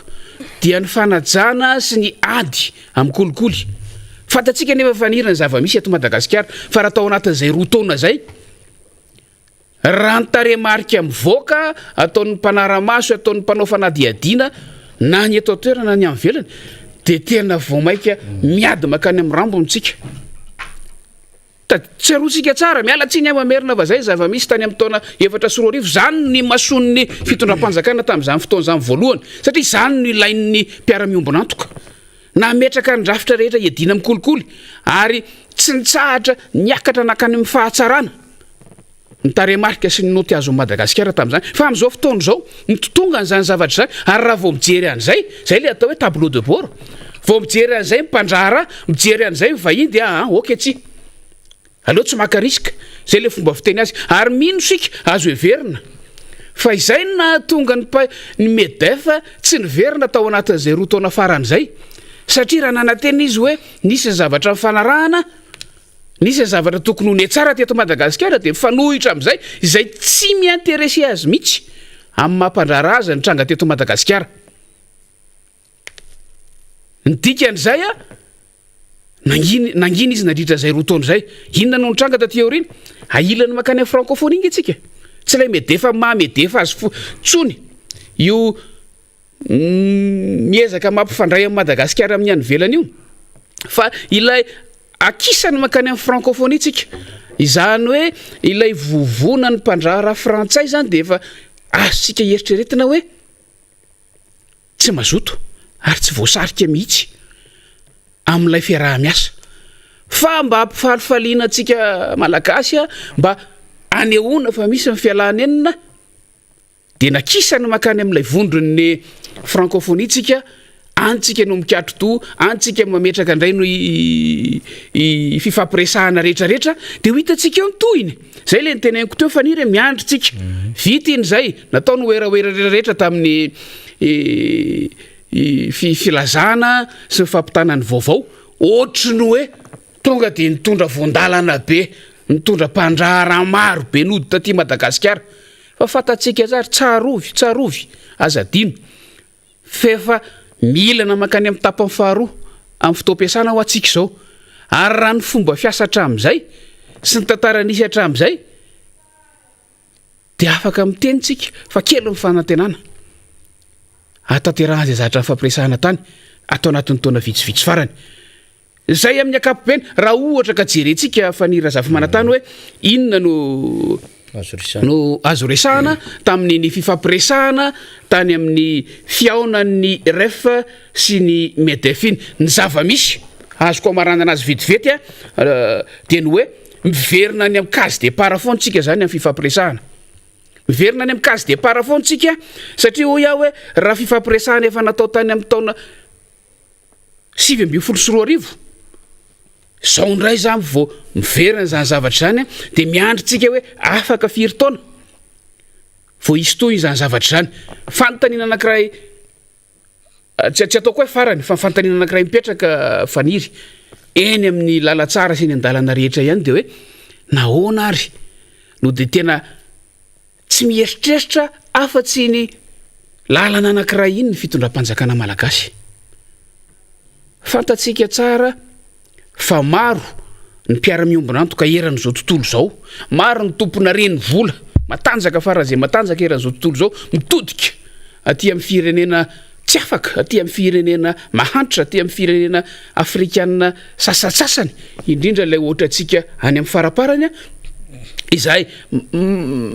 manolotra manao offre angamba ny ilazako azy ny amin'ny fiaraha-miasa mety ahasoa ny andanina sy ny ankilany tsy azo adino zay fa ny fanontaniana mipetraka dia hoe maninona no ohatry ny hoe manao maso-tsoavaly tsika dia ny eo anoloana ihany no hita fatatsika tsara raha vaovao fantatra na ny tany Allemagne aza vao tamin'ny faran'ny herinandro teo no nisy fiaonana izay natao na anasana filoham-pirenena afrikanina maromaro ho amin'ny fijerenany fomba ahafahan'ny firenena allemand mampiasa vola ihany koa ny mpandrahara allemand mampiasa vola aty amin'ny tany afrikanina dia verina ihany le fanontaniana teo faniry hoe isika malagasy mihitsy ve tsy miinteresse an'zareo tsony ny firenena malagasy mihitsy ve efa hitan'zareo mialoha hoe tsy azony tombony ka mety tsy ny antsony atsika sa isika ny nasaina fa malailay finosana dia naleo nakary ihany aloha efa samy tany ihany azo natao no nanatrika ny tary dia manatrika ny tary fa na ho atsy voasitsika satria efa tsy mahataitra sy ny olona tsony na isika mihitsy no efa Borneo izy izy fiteniny ankizy zay. Ya itsika moa zany zao a ny vaovao andrasantsika de hoe inona no fanazavana amin'ny vokatra ofisialin'ny DNT délégation ity satria raha ny tokony fandehany zany a de tokony tonga amty androany ty ny délégation tarihany filoham-pirenena zany de vitantsika eo satria tokony izay fionana amin'ny mpanao gazety zay raha ny tokony hoy zany de hitantsika eo le izy raha fanazavany député Mamrabenrina zay ny famatsim-bola tokoa rehefa misy mpamatsy vola mandeha amina firenena anankiray zany a dia zava-dehibe zay apetraka reny orinasa lehibe reny satria ny orinasa lehibe de efa misy mpandrarà vitsivitsy na maromaro mitambatra ao anatin'ireny actionnaire ao anatin'izay dia maromaro no masotsivana apetrany rehefa andeha andrarà any amina firenena anankiray de ao anatin'izany ohatra ny stabilité politique ny stabilité économique sy resaka gouvernance an'ilay fanjakana anankiray na ny resaka fitantanana zany ny resaka gouvernance zany fandresantsika be teto amin'ny fandarantsika ny hoe inona no resaka fitantanandrara-panjakana amin'ny akapobeny ka azo amehezana an'le hoe tsara le fitantanana de ao anatin'izany le fanjakana tandalana ao anatin'izany resaka insécurité ao anatin'izany ny resaka fanajana ny mangarahara ny transparence ao anatin'izany ny resaka hoe indépendance judiciaire sy ireo lafinjavatra marobe sy ny séparation de pouvoir de ireo mpandrarà reo de manaraka tsakany sandiavy ny zava-misy any amina firenena anankiray raha ohatra ka miintéressé anazy le firenena anankiray ny antony dia tsy hanao investissement à perte izy ao anatin'izay famatsim-bola ataon'izay satria hoy ny député Mamrabenrina de hoe mitady tombo mitady profit ny mpandrarà anankiray hiditra amina firenena anankiray ohatra zany mpandrarà misehatra eo amin'ny lafin'ny angovo izy am'izay fomba ahafahany mitady tombony amin'ny angovo de afatariny avokoa hoe manahoana ny angovo any Madagasikara manahoana ny famokarana angovo amin'ny Madagasikara azo mbola trandrahana tsara ve io tsena io sa efa saturé na tery be zany tsena zany ohatra mpandrarà zay ao anatin'ny sehatra ohatra tsy mampaninona amin'ny resaka an'izany de aka tena zavatra tsotra be tsika resaka savony ohatra manahoana io tsena io mbola azo idirana ve io tsena io manahoana ny fahafahana mividy eo amin'le malagasy sy fahafahana mamoaka an'le vokatra koa aty ivelany lafinjavatra ohatran'izany mila dinihan'ireo mpanjara zay ampiasa ny volana amina firenena anankiray zay le sécurité an'ilay investissement ataony sy sécurité izy investisseur ihany koa zany rehetrarehetra zany satria tsisy vola ho atoraka any varavarankely ka olanina am'tsisy dikany tsy mieritreritra am'izany ny mpandrarà zany de ao anatin'izany le fitoniana resantsika tranga nefa vontranga tamin'ny herinandro de hoe tsy de tena mety amin'ilay orinasa Shoprite ohatra député Mamrabenrina zava-misy eto Madagasikara satria eo le dévaluation an'ilay vola malagasy mihoatra amin'ny vola vahiny ny euro sy ny dollara sy ny sterling sy ny rehetrarehetra zany eo ihany koa le hoe le approvisionnement dia tsy maharaka amin'ny akabeny eo anivon'le tsena satria efa andresantsika teo zany ohatra mahatonga an'izany de hoe betsaka reo olana eo anafin'ny famatsiana sy ny olana ny tatsasy ny famokarana amin'ny akabeny no lafin'izay tsy fandripahalemana zay sy tsy fahampin'ny tosika ho an'ny tsatsa sy ny famoahana vokatra izy ireo de lasa tsy tsara kalitao la entana zay tokony hovatsiana amin'ireny magasin lehibe reny fa eo ihany koa le hoe ambany ny fahefany vidiny vahoaka malagasy amin'izao fotoana izao lay pouvoir d'achat ka tsy ahafahana tsony misehatra eo anatin'le tsena de mikisaka moramora le mpandrarà dia mitady mpividy mpandraindray lay toerana mba ahafahana manohy an'le fandrarana fa ho an'izay nitantana azy teo aloha de hoe tsy mahalinana intsony ny tsena anatiny eto Madagasikara ohatran'izany zavatra hitantsika nge potika ny hermady amin'izao fotoana izao fantatry ny fandrarana vahiny zany any ivelany hoe potika le hermady inona ny antony mahapotika ny hermady dinian'izy ireo daholo zany ao anatin'ny sehatra ny fandrarana ataony iza no misehatra ao ny Corsair ny Aerostral ny Turkish Airlines ny Ethiopian Airlines marobe no mitsofoka ny Madagasikara ny Air Mauritius sy ny sisa ny Air France ahoana zany no fomba ahafahantsika mitatitra ny vokatra ahafahantsika mivezivezy raha io zava-misy de ny filoha moa zany teny hoe sokafana any amin'ny mois d'octobre any misy dikan'izay zavatra nyresahan'izay satria efa kenda le lafiny ara-teo karena fa etsan-daniny koa de hoe misy orinasa malagasy marobe reto tsy tavarina ntsony ao ny Jirama ao ny Chrome sy ny sisa fantatry ny any velany zany ahoana ny resaka corruption fantatry zareo zany zava-misy eo anivon'ny tairim-bolam-panjakana fantatry zareo ny zava-misy eny anivon'ny ladoany ahoana ny tsy afatara ny fandrarana any ivelany hoe misy conteneur valo saika moka vato sarobidy ahoana ny tsy afatarany mpandrarahany ivelany amin'ny hoe nisy conteneur anankiray ana orinasa mpanavatra fanafody zay tsy hita voalaza fa tsy hita teo anivon'ny ladoany fantatry izy rareo ny zavatra mivezivezy eto Madagasikara sy ny toerana misy a Madagasikara sy ny IDH misy ny vahoaka malagasy am'izao fotoana zao de reny parametra rehetra reny zany tsy maintsy jerevan'izy ireo tsiraidray zay vao hampiasa ny volany amina firenena anankiray de miverina ny am'teny député membre Rabendrintsika lina sa tsy lina Madagasikara reo mpandraha reo de ho hitantsika eo aloha zany fa mifanjakana mo izy hoerahoerista be io de tsy maintsy iteny izy hoe de azo mpandraraha marobe tsika ampiasa vola sy ny sisa fa ho arahantsika amin'ny atsakany sandavany tokoa zany hoe izy am'ireo mpandraraha reo no lina eto Madagasikara fa naizany zany aloha zany dia ny mpandraraha frantsay no mibahana ny secteur stratégique rehetra eto Madagasikara zavatra hita amin'ny be somaro amin'ny akapobeany zay député Mamra Bendrina iny le MEDEF iny fa filo frantsay sy Andriamatoa Andry Rajoelina filo malagasy ihany koa de nanao fifampiresahana mivatana zany de aveo nisy fiarana midinika ny tanterahan'izy ireo de mitoy ihany ny adevontsika nahazo famatsimbola zany tsika 240 millions d'euros na 700 tapitrisa euro zay ampiasaitsika hatramin'ny taona 340 ary mifantoka amina resaka fampandrosoana tanan-dehibe ny resaka fambolena ny resaka fahasalamana sy ny sisa mbola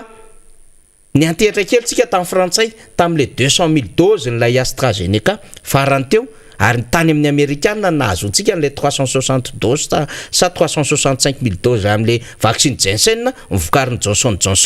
zany hoe miantehatra foana tsika na ny keriara de miezaka le frantsay nefa voaingana le flony teny tamin'ny nanao an'le lancement nlay fandehanana tany atsimo hoe niatehatra tamin'ny mpamatsy vola sy ny tolorana sy nangataka foana tsika nefa teo akaikiny teo le flony teny zay nga mbola manampy anareo hoe amin'ny resaka keriany atsimo io inona ny azo ambara am'izay lela vola azotsika zay député Mamra Bendrina alohan'ny hidirantsika am'le resaka nosy malagasy raha jerentsika vetivety lay fiaona ny filo anankiroa filo malagasy ny filo frantsay de ny zavatra akoatriny hoe fifanomezatoko tao anatin'ilay resaka de ny zavatra azo tonina hitako hoe manandanja be de ilay hoe fanamafisana ny fifandraisana amin'ny firenena rotota fanamafisana fanatanjahana ny fisakaizany firenena rotota zay averina foana fa efa nisy anjato taona ny maro raha feheziko amin'ny teny frantsay vetivety renforcement des liens d'amitié dia ny zahatra eritreretiko faniry de hoe raha ataotsika hoe nandena namonjy an'le fanasan'ny MEDEF sy ny refa raha ny filo malagasy dia nanararoatra nandeha niona tamin'ny filo frantsay sa hoe nasain'ny filo frantsay iona di zay ny resaka avoaka hoe anamafisana ny fifandraisana sy ny fisakaizan'ny firenena rotota de ny azoko tonga ao an-tsaiko vetivety zao de hoe samy mahatsapa zany ny rotota zay nyteny an'io fa somary mialatsiny am'le teny frantsay fragile ilay fifandraisana raha fifandraisana efa antaonany maro efa anjato taona ny aza raha ny tantara ny jerena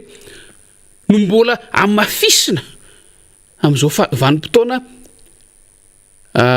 hitondrany filompirenena ankehitriny zao zany hoe misy fahasimbany tao atenatenany tao nisy faharatrana ilay fifandraisana tamin'ny faraparany teo ary nilaina lay niaona ampisehoana eo masony zao tontolo zao ampisehoana eo mason'ny vahoaka rotota fa amafisina izay fifandraisana sy izay fisakaizana izay raha tsy nisy zany ny fiaonan'iny de asa zay nitranga tiako lazaina de hoe samy nahenontsika ny tantara farany teto Madagasikara tao anatin'ny herinandro vitsivitsy farany zay na voatonontonona ny resaka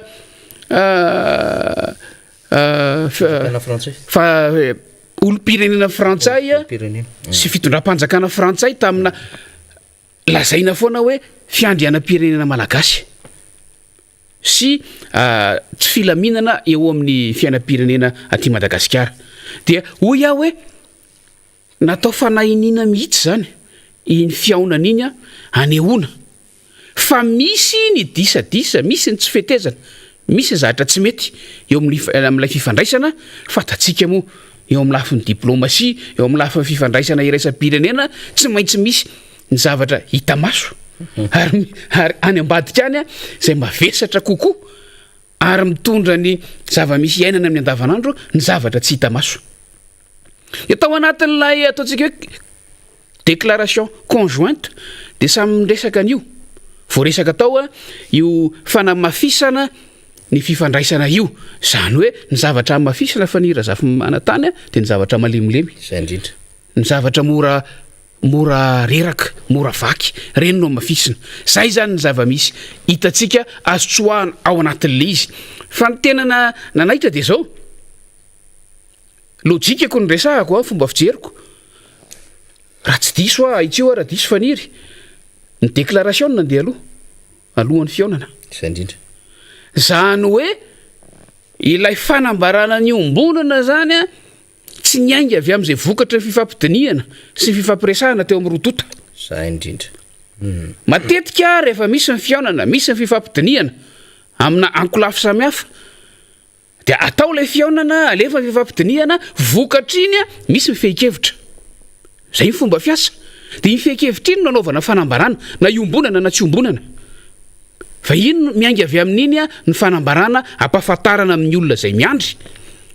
hoe zao ny resaka itao reto avy no ny adievitra tao zao avy ny lalana nomban'ny adievitra ary tonga tam'izao ny fehi-kevitra fa ny zava-nisy tamin'ity ndray mitoraka ity ilay fehi-kevitra ilay fanambarana ny aloha zay raisitsika hoe fehi-kevitra ny nandeha aloha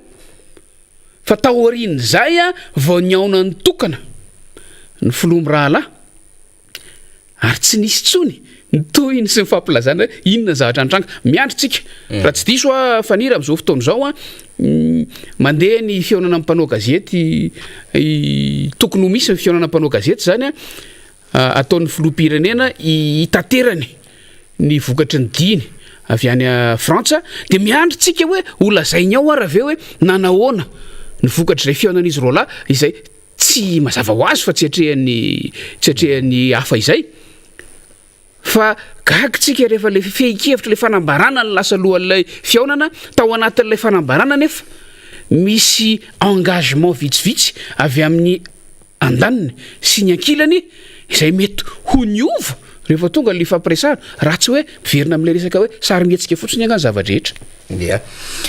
efa lasa de lasa ny fotoana Rina Rabemananjara mbola iresaka kely zavatra amintsika rehefa aveo fa mialohan'izay angambany député Mamy Rabenirina mba ho alefatsika kely ty feo ty satria anisany nandrasana tany amin'ilay fiaonana ihany koa ne de hoe manahoana mikasika reo nosy manodidina nosy malagasy manodidina na Ilzé Parsa zany satria dia fotoan-dehibe tokoa ny fiaonan'ny filoham-pirenena malagasy sy ny filoham-pirenena frantsay fiandrianany Madagasikara no resahana de miarona zany ny filoha malagasy ny frantsay nefa de miziroziry fa hoe azy ny Ilzé Parsa dia anisany narisarisa ny fiaonantsika ihany koa zany ny tsy hoe ny fiaonantsika ny fifandraisantsika ary zay lay ny teneninao teo ny amin'ny hoe no amafisina zany hoe na no amafisina tamina karazany ohatrany hoe raha raisitsika lizy zany de ohatrany hoe nasina lakôly kokoa mba ho mafimafy orina kokoa lay zavatra somary efa niongotra teo raha ohatra moa zany lizy hoe fanamboarana lizy dia larona simenitra tsara na mba amboarina tsara mba hipetraka tsara hanana fototra tsara zany le zavatra somary efa mitsingilahila ary zava-misy sy zavatra niainana ane zany raha tsy resakitsika tam'lay fandehanany filoha frantsay tany amin'ny Ilzé Parsa sy lay fanambarana nataon'ny ministère ny raharaha-mbahiny malagasy sy ity raharaha Apollo 21 ity fa zao aloha zany ho irenesitsika hinona ny hevitry ny frantsay amin'ny alalan'ny filoha frantsay Emmanuel Macron momba ny Îles Éparses de enotsika voalohany aloha zany tena manaraka tsara tsika ny tenin'ny président Emmanuel Macron de aorina zay iteny kely de alefatsika ndray ny an'ny filoha Rajoelina zao zany aloha zany ny filoha Emmanuel Macron no enotsika vetivety mila manaraka tsara tsika anjavatra nambarina daoara.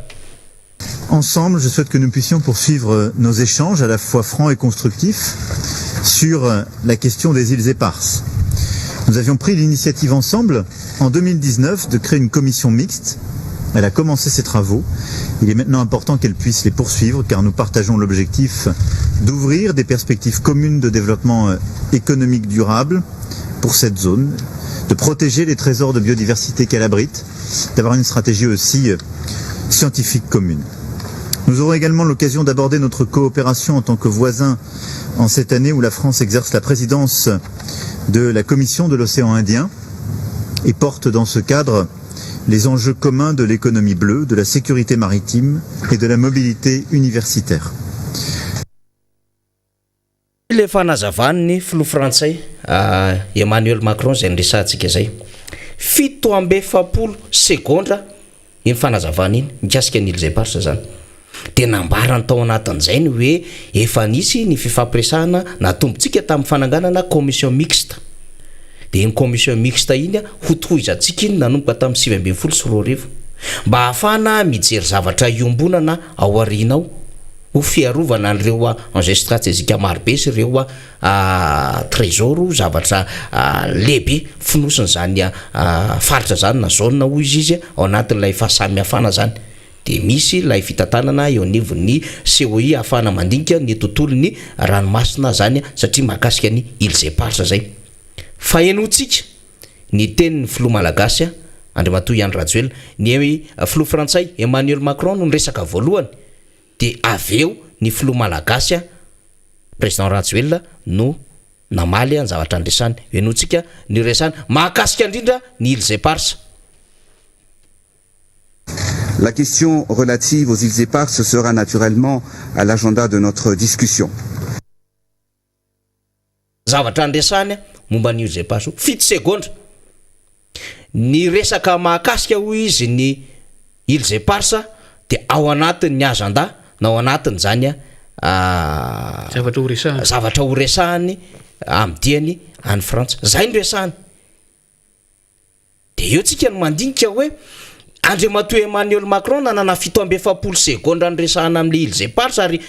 mbola niaro izy ny aminy hoe misy zavatra marobe ao arovana ao anatin'ny Îles Éparses de tohizana le commission mixte fa itsika zany mbola raha ohatra efa voaomany ny président Rajoelina lay zavatra hodiniany ho resahany amin'ny filoha frantsay satria tena namaky izy hatramin'ny voalohany ka hatramin'ny farany de afaka nanao improvisation izy hoe raha izay ny teny président Macron de inona ny tokony anapiko ny zavatra teneniko mba tsy ho fo kely satria raha diniana zany izy dia mitazona ny lojika ny frantsay ny président Emmanuel Macron hoe ici c'est la France hoe anay io ary nanangananay décret io anaovanay consultation io fa arovana reo valanjavaboary na hanaovana réserve naturelle zay patrimoine frantsay ao anatin'izany Îles Éparses zany zay inga nisany nabe adevitra teto hoe de nametraka mpitandro ny filaminana ny frantsay hiaro an'izany nosy malagasy zany isika tsy mbola nanitsaka tongotra tao fa ny frantsay amin'ny alalan'ny filoha frantsay efa nanitsaka tongotra amin'ny lafin'ny diplomatie sy ny ady ngezabe misy dikany reny fa naninona le fitondram-panjakana ny soloan'ny filoha malagasy tsy nahavita niary koriny ka niverina ny teny zay nambarany tamin'ny interview nataony tamin'ny fahitalavitra frantsay ny amin'ny hoe inona ny tadiavinareo co-gestion sa restitution de ozy ny filoha malagasy restitution de zay ny mahavarina antsika hoe naninona tsy voatenin'ny filoha zany hoe mbola mitazona ny teninay zay Andriamatoa filoha fa restitution no tadiavinay fa mipetraka fotsiny hoe ao anatin'ny agenda-ko ny resaka fandiniana ny Îles Éparses teo de vita zany inona zany ny antenay le vahoaka malagasy amin'ny zavatra iresana satria ny fitondram-panjakana tamin'ny heritonana de miteny hoe iverina eo am-pelatanatsika ny Îles Éparses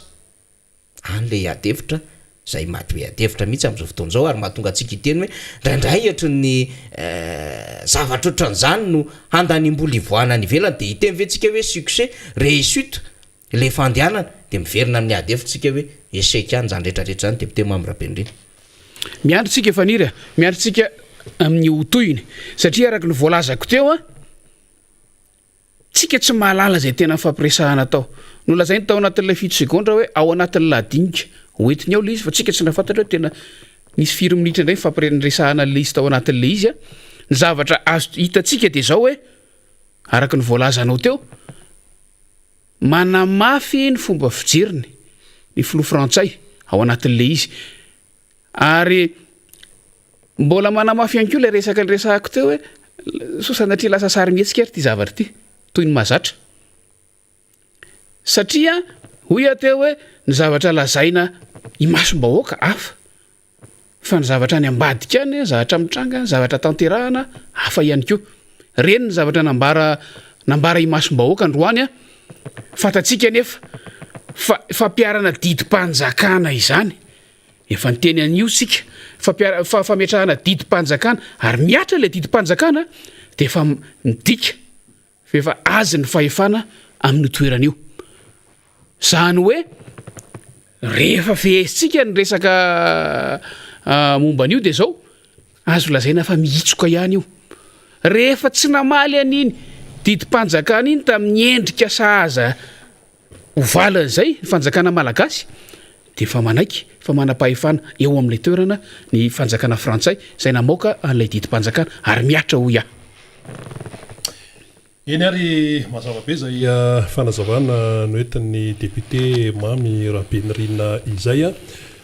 tonga amin'ny fotoana maranana ny miara-manontsy tika amin'ity ndray mitoraka ity raha ndresaka Ilze Parsa moa zany de ozy le malagasy hoe ndry tiahona ihany zany izy ity tiahona ihany satria araka mifanazavana teo tena niandro ny vahoaka malagasy hoe tena hoe anenjana zany hoe tena mazava ny teniny filoha malagasy raha niona tamin'ny filoha frantsay hoe tena hoe aferenao aminay io ary le izy ane efa any am'sedry raisam-pirenena io tsisy resaka mihitsy nefa hoe fanamafisan'ny sadeky hoe any Madagasikara io tany amin'ny Nations Unies efa miteny hoe any Madagasikara io ny tany amin'ny OUA tamin'ny fotoanandro tamin'ny République démocratique malagasy efa nanamafy hoe any Madagasikara ny Ilze Parsa any zany eritreretina hoe hoamafisina kanjo de ohatrany hoe miteny ny filoha frantsay de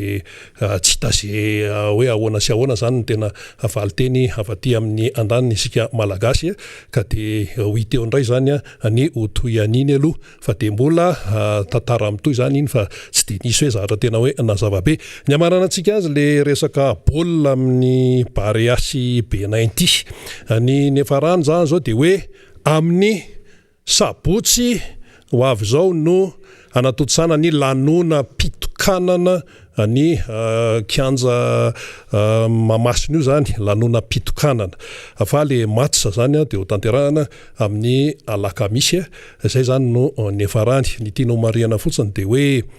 efa nisy ny communication nataon'ny mpitondra momba ny amin'ny alakamisy hoe zao hoe mba asiana mpanatrika sy ny sisa de niteny ny teo anivon'ny-kafa hoe tsia match huis-clos le izy tsy azo atrehana noho ny mbola raharaha ny fahasalamana zany fitandronana zay fahasalamana izay de hoe ozy indray ny mpitondra malagasy hoe mba 500 serivo ihany mba hangatany de zany ve de tsy azo tanterahana de ino moa nazava ny valitenin'ny CAF zany momba nio raharaha io ny tiana mafisina fotsiny de hoe ny resaka baolina tompoko dia manana ny fandaminana azy ny eo amin'ny rafitra isa manambaratonga ny FIFA ny CAF ihany ko fa ny resaka politika amina firenena isanisany hafa zay ka raha ohatra hoe fety le izy afaka mifety fa raha vao afangarongaro le izy dia manahirana be ary ny mampalasa eritreritra de zao ny mpitondra teto Madagasikara efa nandefa communication efa nanao organisation